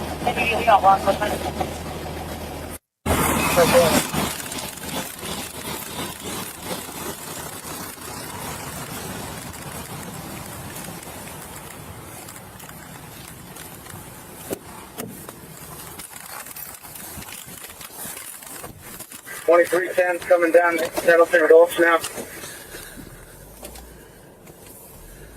43, can you please page slot in, please?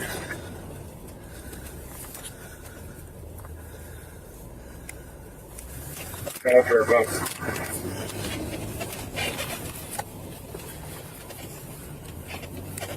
Swap radio should be going on here shortly. 2310 now.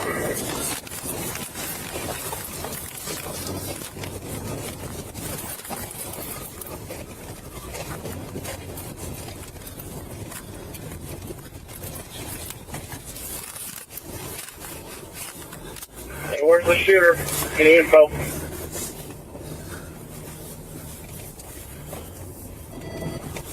Getting up, and then I'll try to coordinate from there. I need to find out more information where he's at.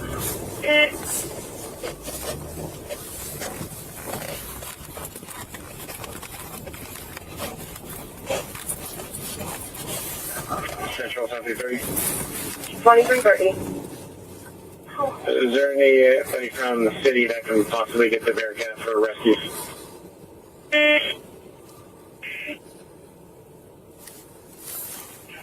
I will work on getting the city to get a Bearcat in route. Both Bearcats en route. I'm at the base of the hill. I'm getting up in hard place.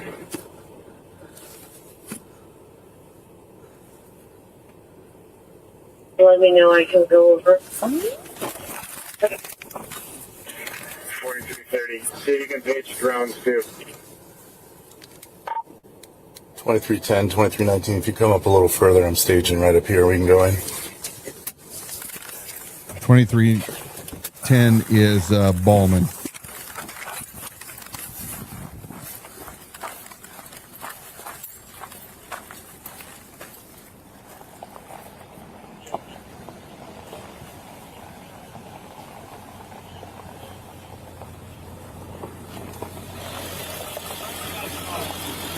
Where's the shooter?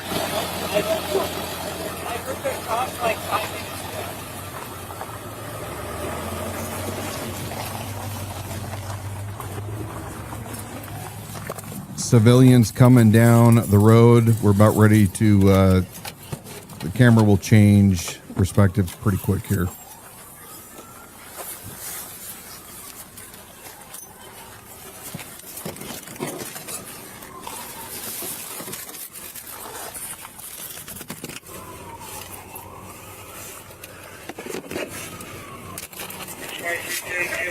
Up the hill now.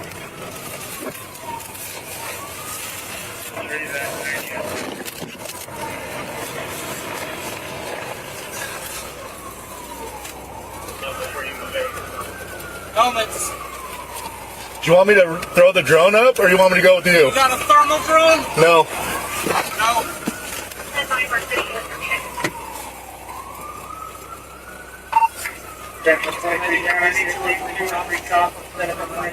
Fire at the base of the hill.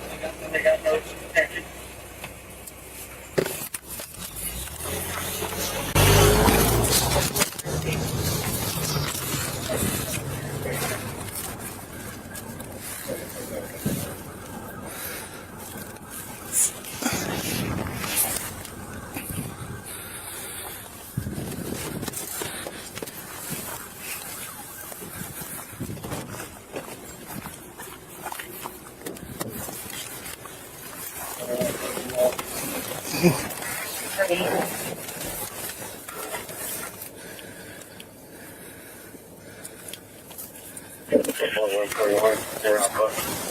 FS 19, 2310.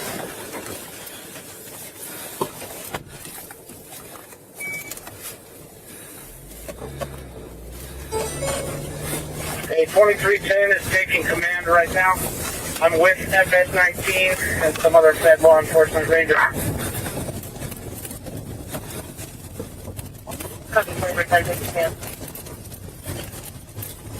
Central 2333 SOL. 2333. Where's command post? 2333. Can you set 9, please? 33, the command post is going to be big for the hill. I'm with FS 19 and a ranger approximately halfway up. It appears they're trying to draw us into an ambush. All right, in route. Alex Berg. Where's the Bearcat at?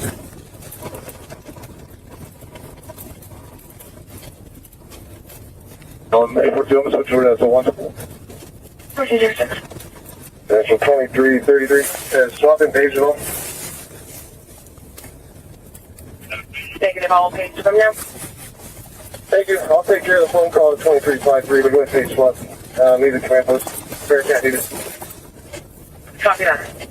Bearcat as soon as possible. Also, I need a thermal drone up as soon as possible.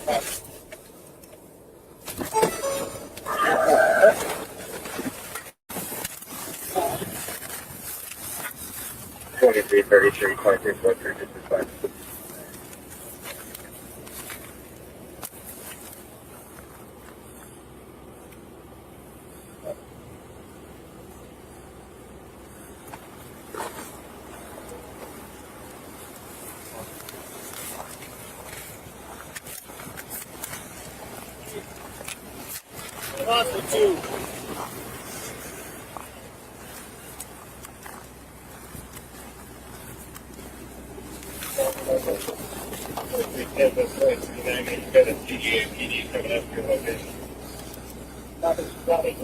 We're holding right now. The fire guys up top. It sounds like they've got 4-2 down and they're just trying to stay down and out of sight. I need a direction from the sheriff or last known direction from the sheriff. Copy, I'll see if I can get info. Anyway, we get a grid on where the firefighters are, we get a different spot. Hey, we need to get this out of the way so the Bearcat can go by.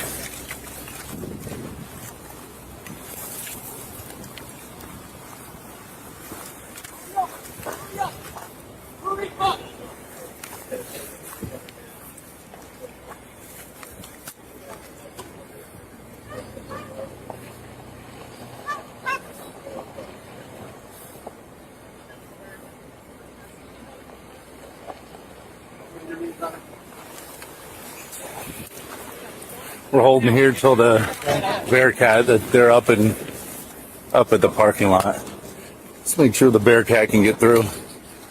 And once the Bearcat gets in, we're going to roll up and we're going to grab those dudes and get them out. All right. So what we're watching again is Kootenai County Sheriff's deputies Ballman and Silva, along with federal law enforcement, U.S. Forest Service, and park rangers, are all staged several hundred yards away from where the firefighters that have been gravely injured are down.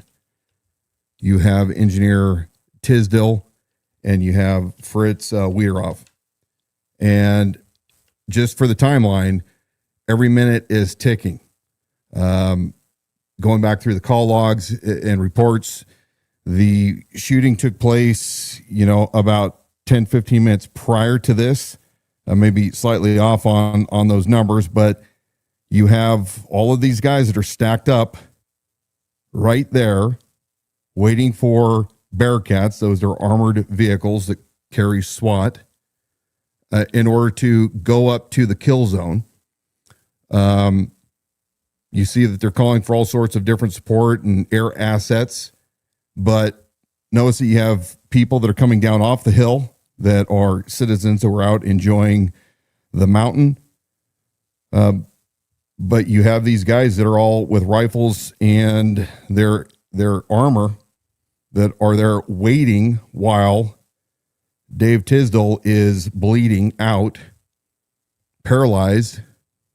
You go back to the police reports. He was first communicating via his chin because he couldn't move his limbs and couldn't move. He was in excruciating pain after having taken a 12 gauge round to center mass or thereabouts. And these guys are on the X. No idea if the shooter or shooters are still there, but take this into consideration as we're watching what is unfolding. You are down, bro. What's that? Yeah, we go. Here we go again. You have Coeur d'Alene Police that showed up as well. Are these truck beds empty to throw them in? Probably. Okay, one more interjection. My belief is Silva, that's I believe his voice, that just pointed to those two full-size pickup trucks and asked the question, are those clear that we could throw bodies in, throw guys in? Interesting.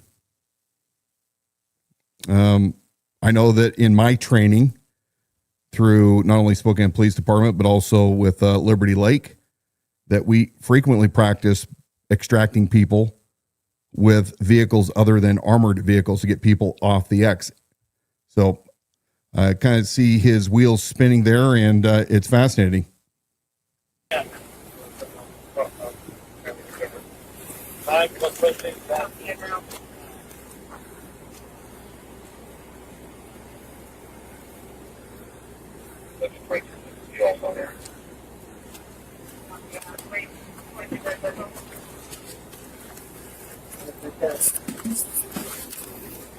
for fire responders for the ventilation.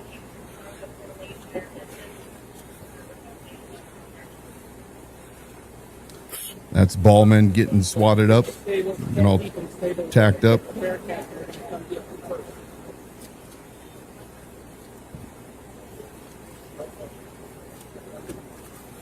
I got one smoke.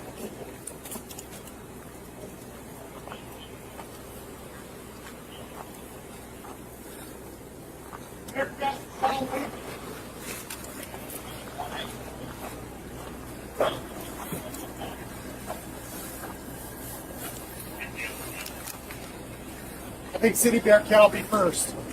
I don't give a shit which one first. Yep, no, gotcha. Give them that.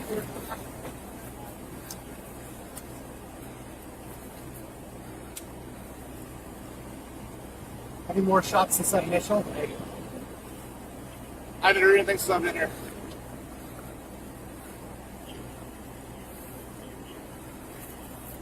Hey, dudes, get behind cover in case that mother is up here somewhere.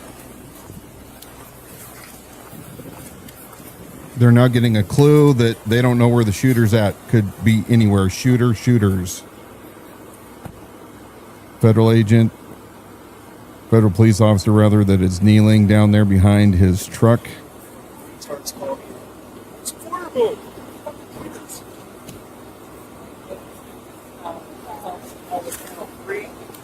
And all of the traffic can be on one. Channel 3. I don't have 3, so I'm going to have to stay with you. I have County 1.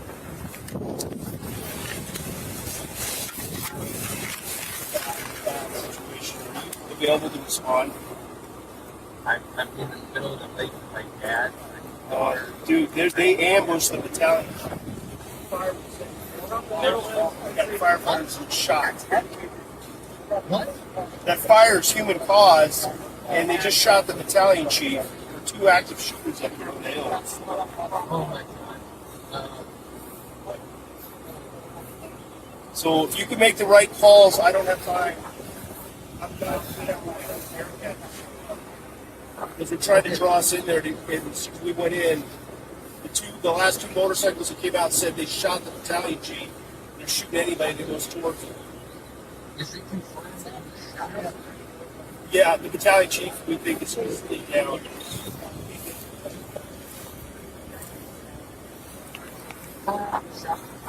Yes. Okay, bye. Going to be at the lower Canfield parking lot. Hey, we got to get all of our Forest Service fire needs to stay away from here right now. This is a human caused fire, and they just shot the battalion chief. He's from Fort Wayne Fire. So.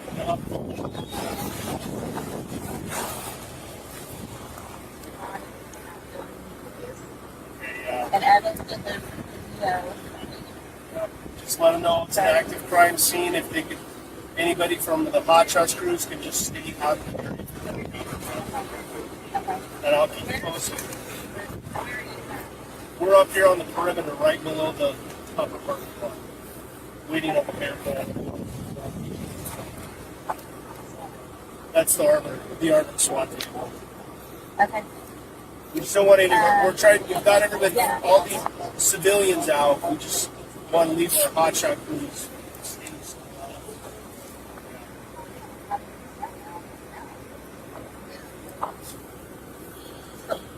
All right. Well, Steve's in the loop on the.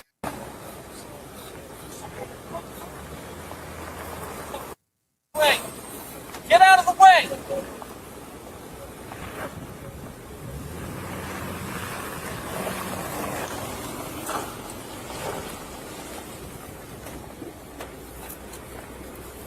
Let's get over it.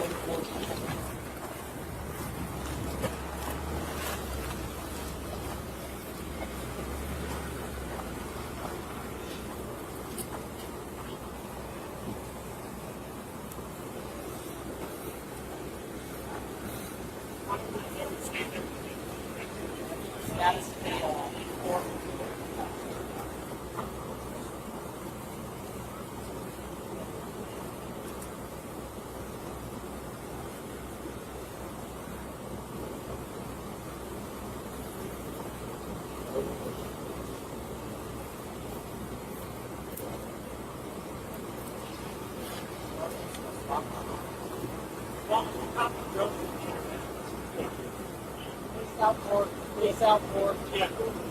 Go over to Silva and watch that one.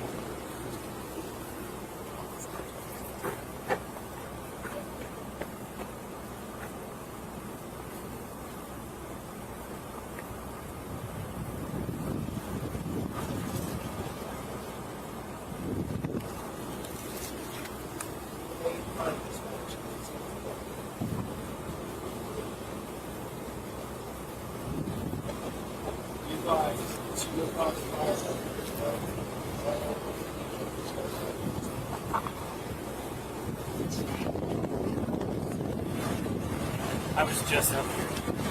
I literally just came up here. Yeah.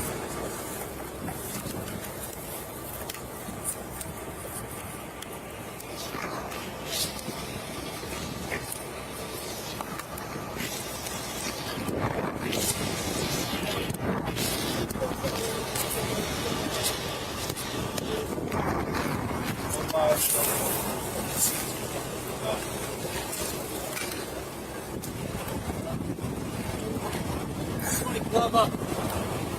Hey, when we get there. Hey, you. Hey, when we get there, you two are grabbing a dude.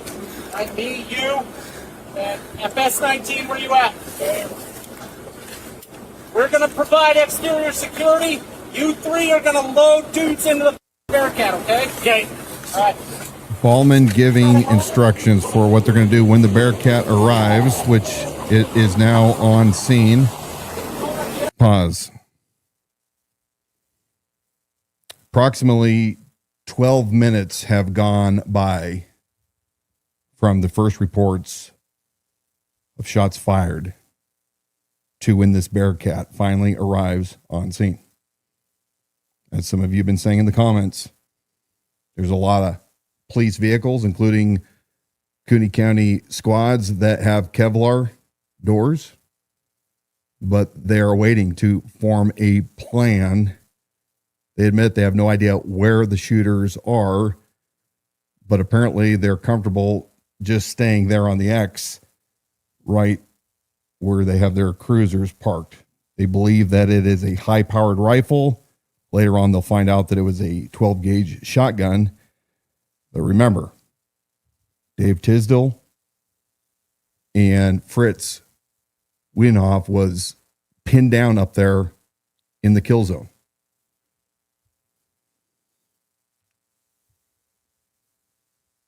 One last thing. We're playing this without splicing it because too often there are those that will get all pissed off. They'll make the accusation Wilson is editing things in order to take it out of context. And it's important in this situation that you see the entirety. Now, we're going to watch it right up until they decide to deploy again after getting Tisdale off the mountain. But we have a little ways to go. Just wanted to let you guys kind of know what the method to the madness is. Since some of you assholes continually state that I don't bring the receipts, here it is again, unedited.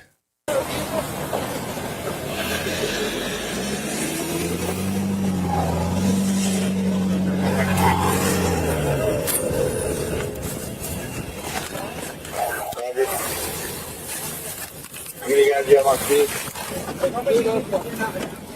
I got one county deputy with me, the rest of them.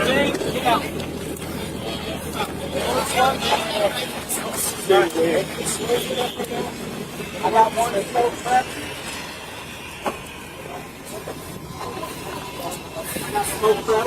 Here's what we're going to do, all right? We're going to go up. Hey, Troy, you sit in front. Get somebody up here to straight up. Armor gets here. We're going to roll up together. The city Bearcat is going to be the medevac Bearcat. We're going to hard pull in front of them. We're going to get out. Firefighters in the city Bearcat. And they're going to roll.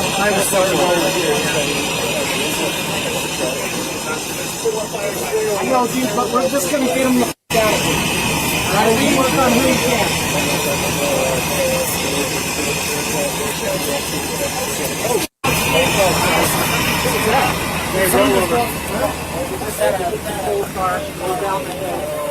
Somebody go check on him. Go check on him. Go. Who's car? It's empty! All right, it's empty.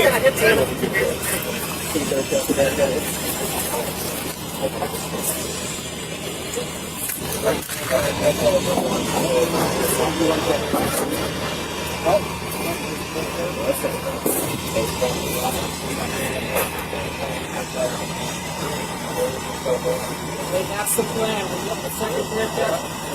That's going to be the Blowback. Anybody else want smoke? I got it. You got smoke prop? There's 5 of them.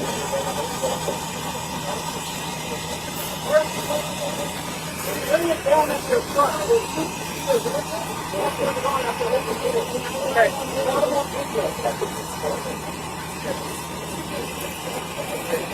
Take as many as we can get.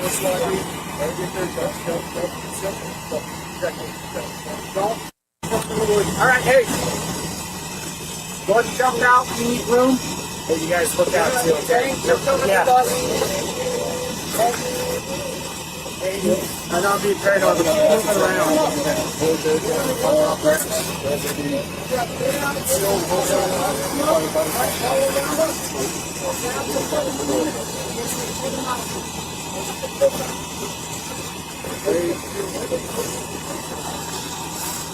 So parking lot's right there, right? It's up and around. The parking lot's Yeah. okay, so it should be right there, and they're all the guys that are down are all down at the. Yeah. There's a bowl up at the top there. It's probably where they're hiding. Yep. State trail. Huh? State trail. That's where I'd be at. More on here for guards up next. Okay, that's good. Okay. You guys put up the view. Okay, you guys point out that there's a trail that's on there. Okay, yeah, the other trail's right up here. Yeah. Okay, sir. See the tracks right above us here. Yeah. It's quite a ways up, probably about 50 yards up is a trail that comes across. Yeah.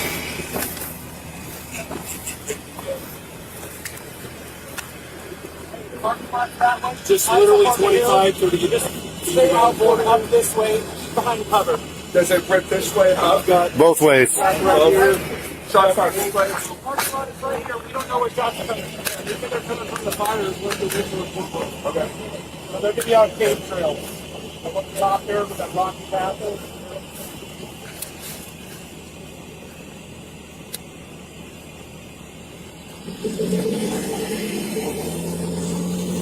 Hey, 2310 is taking Doggone command it. right now.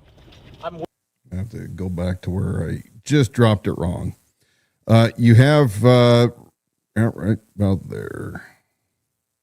You have about 17 minutes that has gone by since the first reports of shots fired came out, and it's pretty fascinating. They know that 2 the battalion chiefs are down, and they know that 2 are gravely injured. 2 dead, 2 injured. 17 minutes, give or take, from the time shots fired to when the Bearcat with responders finally makes its ascent up to the kill zone. Silva, whose body camera we're watching, does not, during this trip, accompany those deputies and Coeur d'Alene police officers that are first going into the kill zone. So we're going to watch some of the video for a while of Silva just kind of standing around. You're going to hear some things going on. We'll stop and talk about them so we can describe what we believe they are based on the CAD notes and reports from the investigation. But we're going to play it all the way through until the Bearcat starts heading back down with the alive but gravely injured Dave Tisdall. Does it rip this way? I've got Both ways. right here. Shots fired. The parking lot is right here. We don't know what shots are coming from. We think they're coming from the fires. Where's the original report? Okay. So they're going to be on Cape Trail. Up on the top there with that rocky path.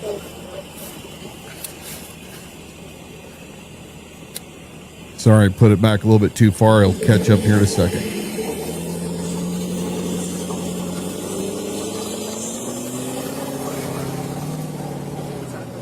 All operating. Comments in the armor vehicle. The two deputies shot. Is that this?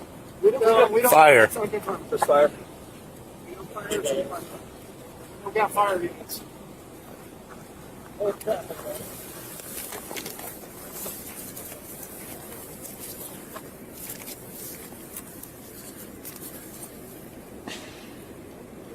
Another shot fired. That's smoke. That's smoke.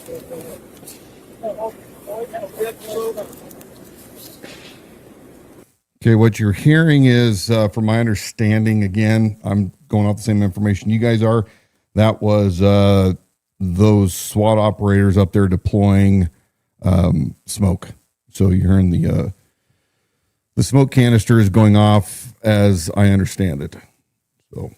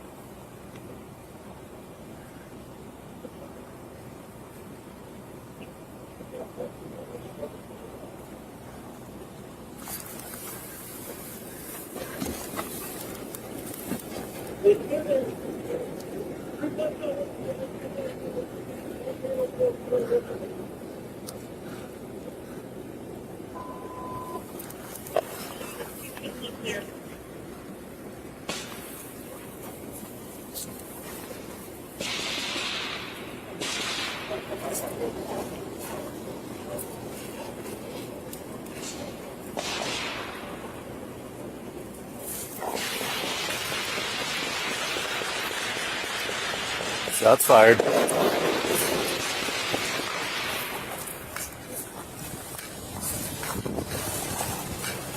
Okay.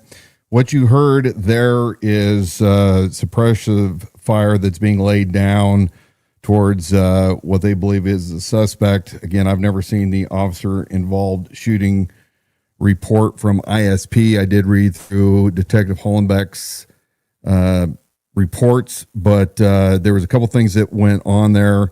So apparently they threw out smoke in order to try to cloud, provide them some cover as they're getting out of that armored vehicle to go get Tisdale, and then there's some suppressive fire that's laid down. I don't believe this is at the moment. They decided to disable the vehicles that were in that parking lot when they shot out the tires. But this firing that you're hearing is law enforcement only. And that was later confirmed through Detective Hollenbeck's report, as I recall.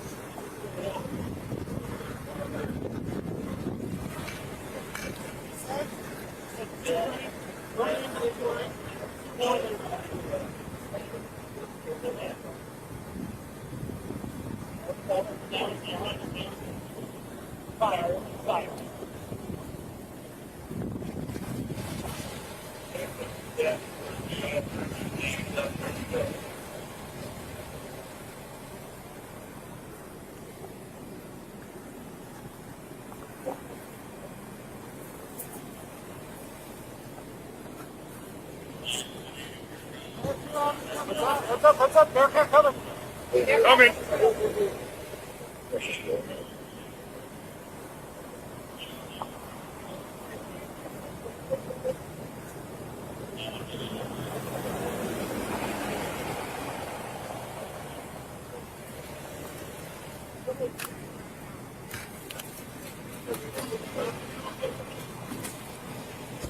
Hey, give me a patrol vehicle.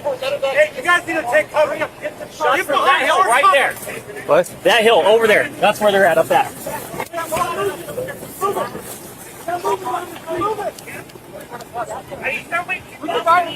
I don't know. Hey, watch down the road.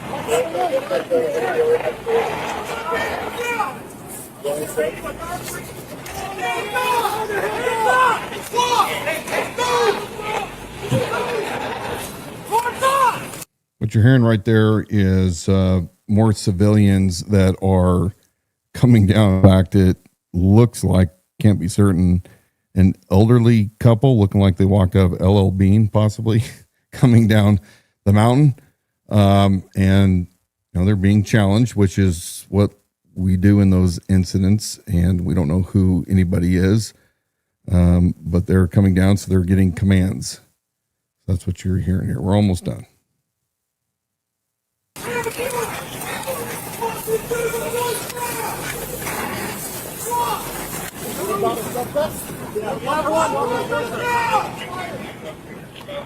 don't know if he's suspect. You don't know if he's suspect. Walk towards us. Walk towards us. Walk. Come on. We got two people. Heads up. Walk to the side of my boys now. Walk this way. Walk this way. Let's put the music down. Walk this way. This is the sheriff department. Walk this way. Hands up. Quickly. Walk this way. Quickly. Walk this way. Quickly. Walk this way. Hurry. Walk this way. Hey. Walk this way. Walk this way. Hands up. Hey, you talk all right. Walk up on the hill. Walk this way. Keep walking. Keep your hands up. Hey, there's a high-powered rifle, guys. Okay. Yeah, he shot us with a rifle.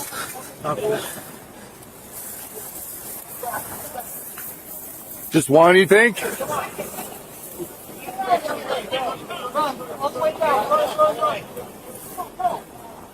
And they're blowing the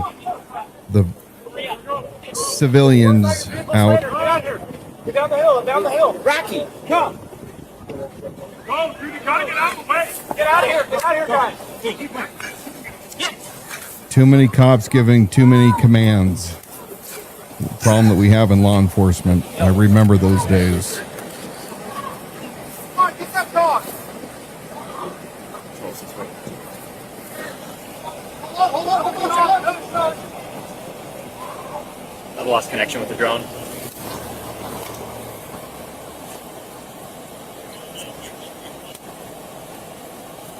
Yeah, the drone will land itself before then.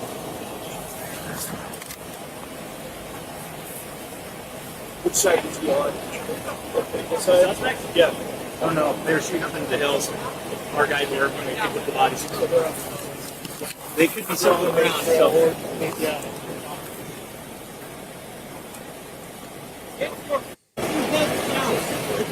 All the way down. Dale, shoot the drone next.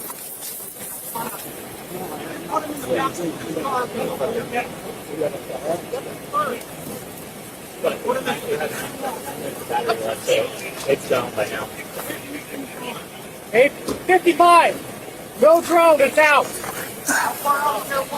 So 10 to or 20 to 30 on Air 1.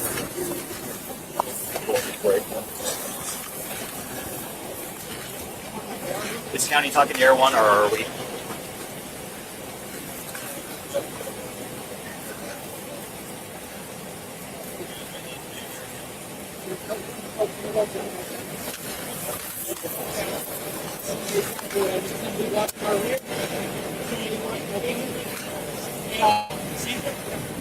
That way? Sure. I want you to move to silver spot. And I want you to face. Look at me. Face this way from the silver position.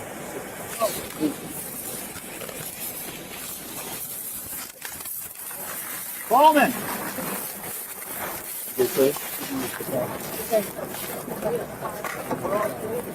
Okay. We're going to end it there because the camera stays in the weeds or whatever it is for a long time. I'm not certain if it fell off or what. But the relevance to all this is there was approximately 25 minutes, give or take, by my math, from the point that it was reported to dispatch and to all the units that shots had been fired, that firemen were down, to the point where they were actually, those that were still alive were extracted by the Bearcat.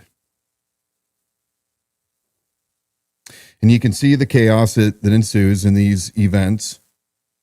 You have lots of different agencies. You have lots of different skills and experience. You have some SWAT. You have some basic patrol. You have canine handlers. You have federal law enforcement. You see a lot of waiting around. And we learned from Uvalde. So all of you cops out there that are pissed off that we're talking about this, shame on you, because you know damn good and well, like all of us, when we watched Uvalde, we all second guessed what went on. We all said how we would have done it. I've not said how I would do it, but I am pointing out facts that are irrefutable. Let's go back again to the slide that I had up earlier. And we're going to go to the last page that we just had up. If you would pull that, please.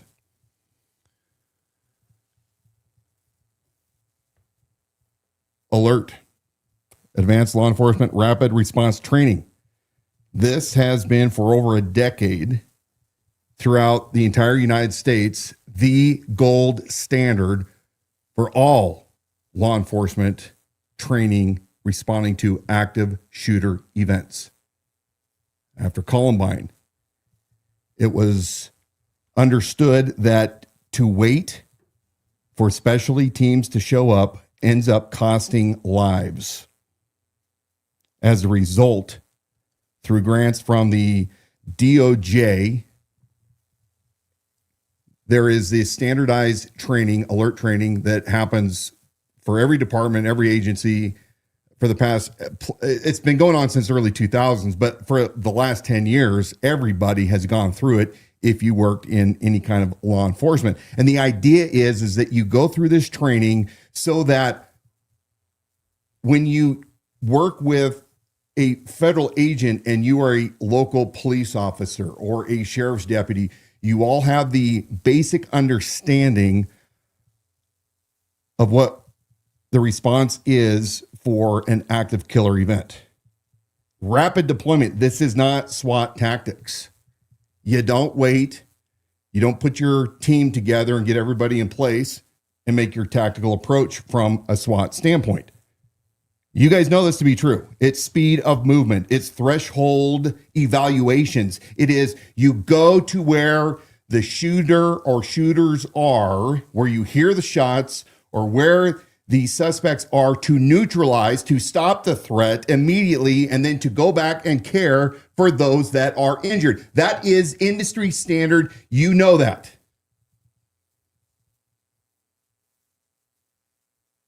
We see this situation here where there was a considerable amount of time when I observed at least a minimum in the very beginning of 4 individuals with their tactical response gear and long rifles that sat and waited. So I understand why it is that you have a division going on right now. Because yes, it is easy in the heat of the moment, or shall I say, when the last shot is fired, the scene is cleaned up, everybody's written their reports, you've put a couple cold ones down, and a couple days go past to say, I coulda, shoulda, woulda. And those of us that have been in law enforcement, we all kind of know what we're capable of and what we have to tell ourselves before we ever go out for each shift, what we are capable and willing to do in order to carry out the mission of serving and protecting and to take the fight to the bad guys. And you know what? The hell with you guys. I have been in situations myself where you don't know where a suspect is. You don't know if you're going to get shot. You don't know the what ifs, but you take your training.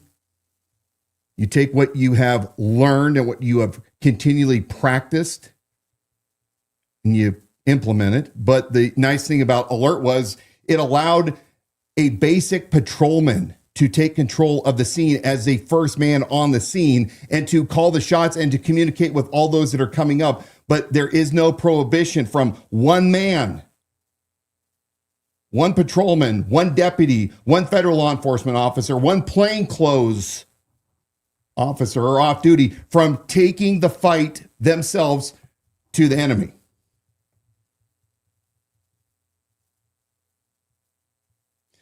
I will not say that I saw cowardice there at all, because I don't believe there was cowardice that was shown. But I do understand why there are those inside Kootenai County Sheriff's Department that are upset.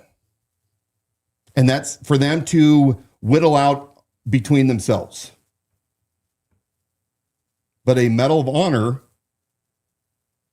is being given to 3 deputies, Orr, Brock, and Ballman. Ballman was the first on scene. Ballman was the one that decided to take command. He was the one calling the shots. So we've seen what we've seen through the videos. We've read the reports. And I think it's legitimate to ask the question. Are the deputies worthy from the actions that you saw in the very first part? Because again, there is a full other part, as we learned later. Not only was a fire advancing, but there was also uncertainty as to how many shooters were still up there, where the shooter was, if the shooter was still alive or not. So I get that.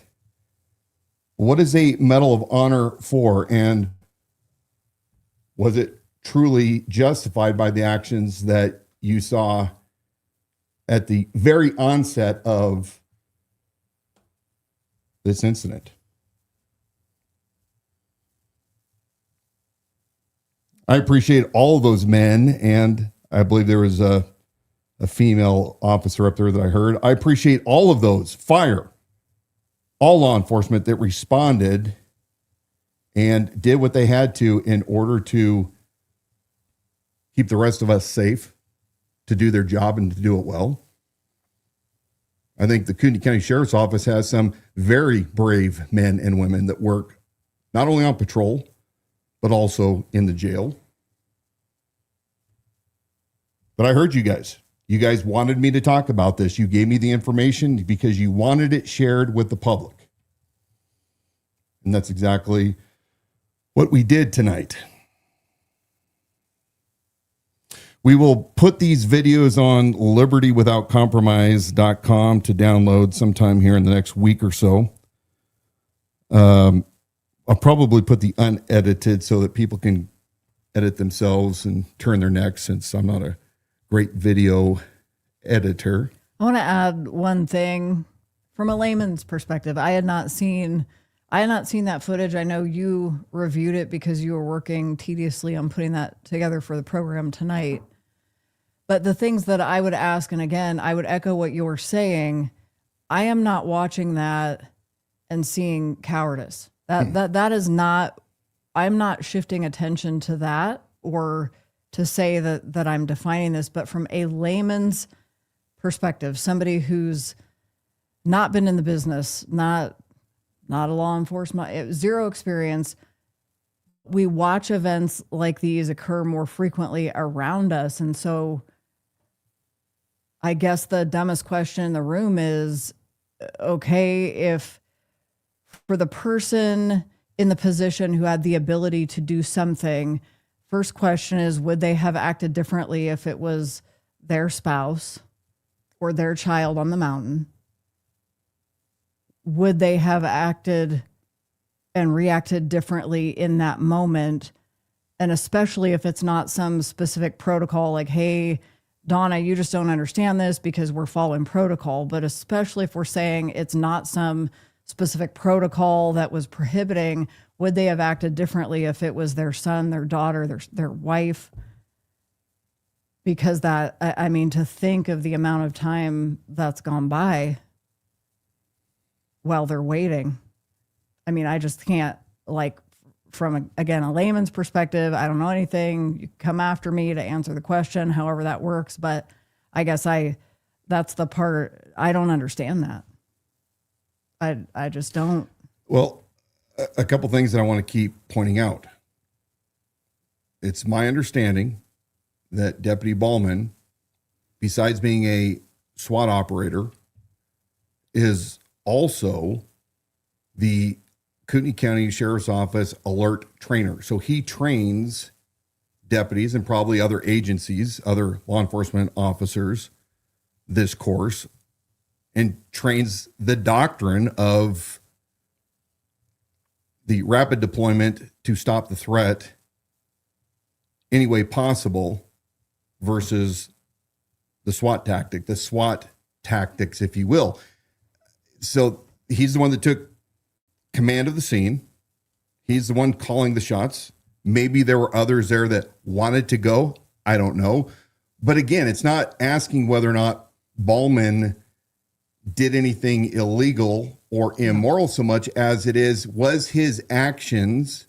And again, I can't tell, because I don't know these guys, whether or not Brock or what they did that gave them the advantage over all the other candidates to receive a Medal of Honor. When we listen to Jesse Kelly, and he has Medal of Honor Mondays, he talks about the heroics of service members from many decades that have received it and what they did in order to receive that Medal of Honor. And I understand that from a civilian standpoint, we're not in war zones and it's going to look different.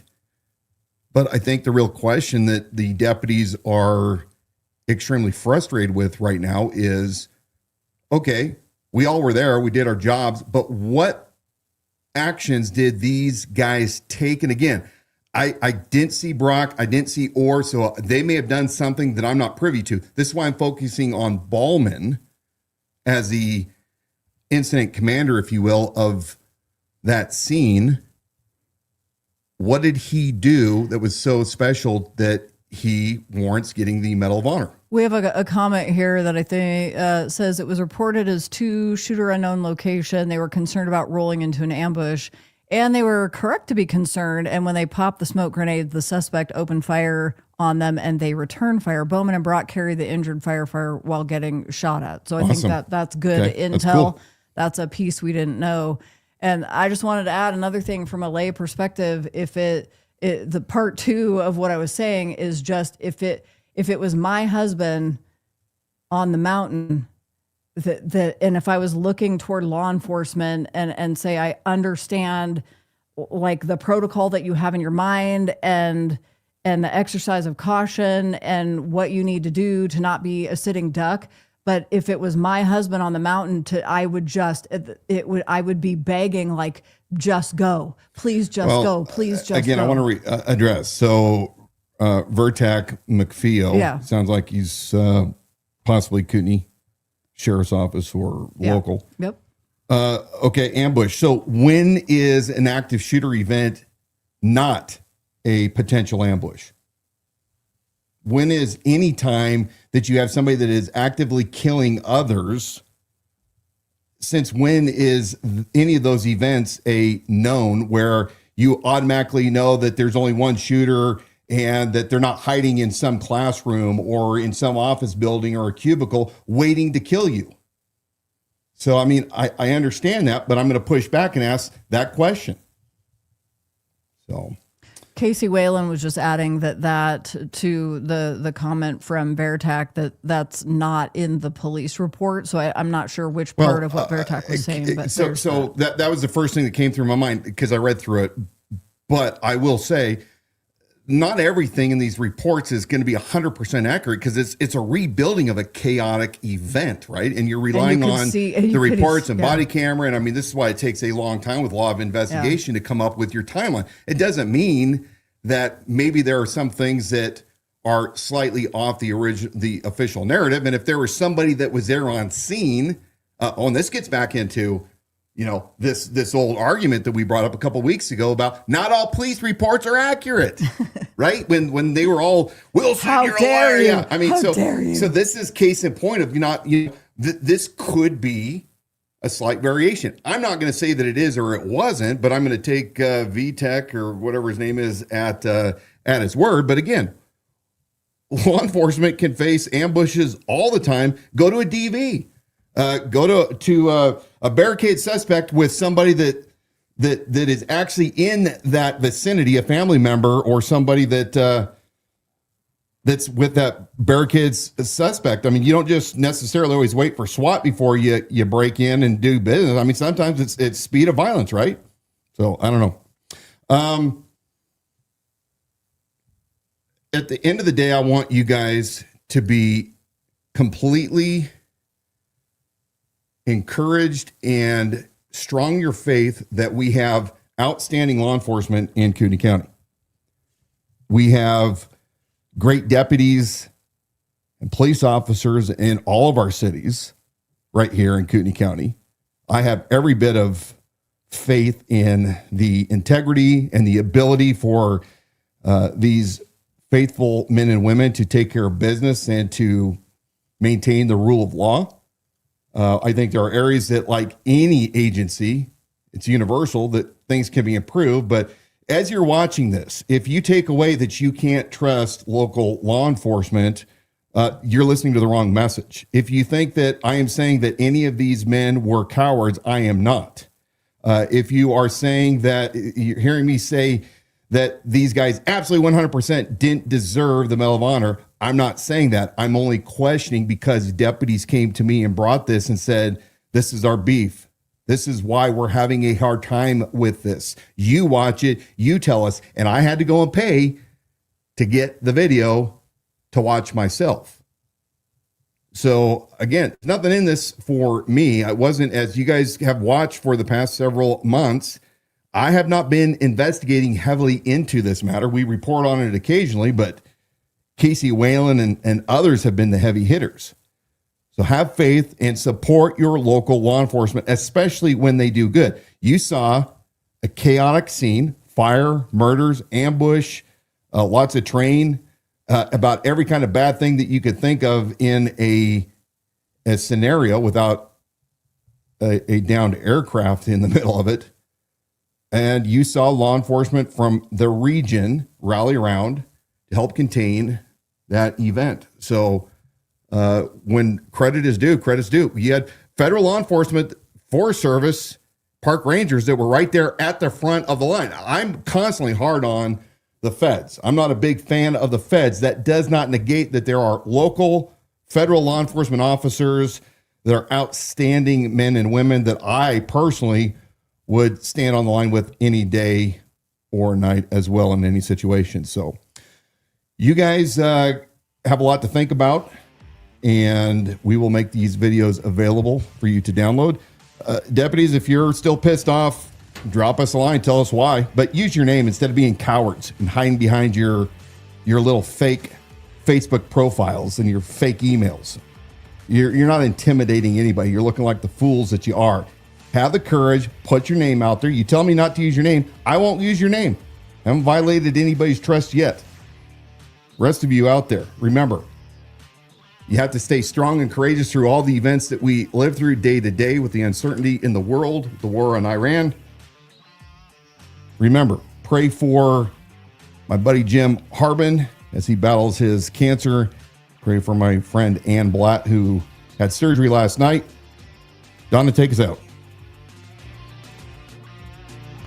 Thank you for joining us tonight on the Liberty Without Compromise live stream broadcast. We're live and local every Wednesday night at 7 p.m. Really appreciated watching you guys engage in the comment section tonight. I think it is necessary and needed. So if you haven't already, be sure to tell those around you in your community how vital and critical it is to be tuning in every Wednesday night at 7 p.m. here to Liberty Without Compromise. And we do welcome, some people don't think is the case, but we do welcome those opposing perspectives. It helps if you do it respectfully, if you have a specific point other than name calling. You can visit our website to watch past episodes and also special exclusive reports. That's at libertywithoutcompromise.com. We actually had somebody placing an order for merchandise there on our website that came through today. We appreciate that. So if you're looking for hats, hoodies, sweatshirts, even your little canvas carrying bags, Liberty Without Compromise, all that merchandise is available on our website. It's a small something you can do to help support this program at libertywithoutcompromise.com. For those of you who love podcasts, you can listen and subscribe wherever you get your shows.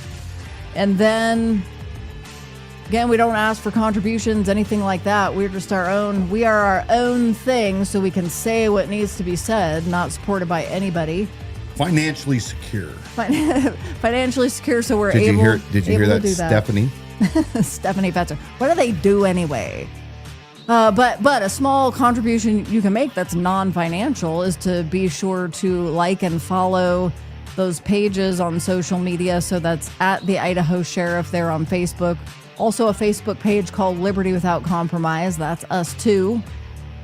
And subscribe to that YouTube channel. That's probably a We were down great tonight place to on Liberty Without Compromise Facebook, right? Liberty Without Compromise Facebook page. It just wasn't making the connection, but we were there on lots of viewers there on X over at the Idaho Sheriff. Actually, the majority of our viewership was there live, at least tonight. Plugs. Yeah. Mike Marquardt, Patriot Hangout. Go support him. He has what you need when it comes to dry firing, flags, T-shirts. Yeah. Go to Stella's Stogies up in Spirit Lake. They always have outstanding selection of cigars. Should we talk about our favorite drink that we've recently liked over at the Sawmill Grill? Ask for Cloud 9. Yes. Go to the Sawmill Grill. You got to go there. Yeah, what do you call it? Post Falls? Yeah. Am I saying that right? Yep. The Sawmill Grill in Post Falls. Ask for the Cloud 9 or the Kiss Me. The Kiss Me is good too, but I be think careful I will. who you are around when you ask for I the think I Kiss Me. shall. Be careful who's around. Mike Marquardt's worried about the shills as usual. All right, we're going to see you guys next Wednesday, 7 o'clock.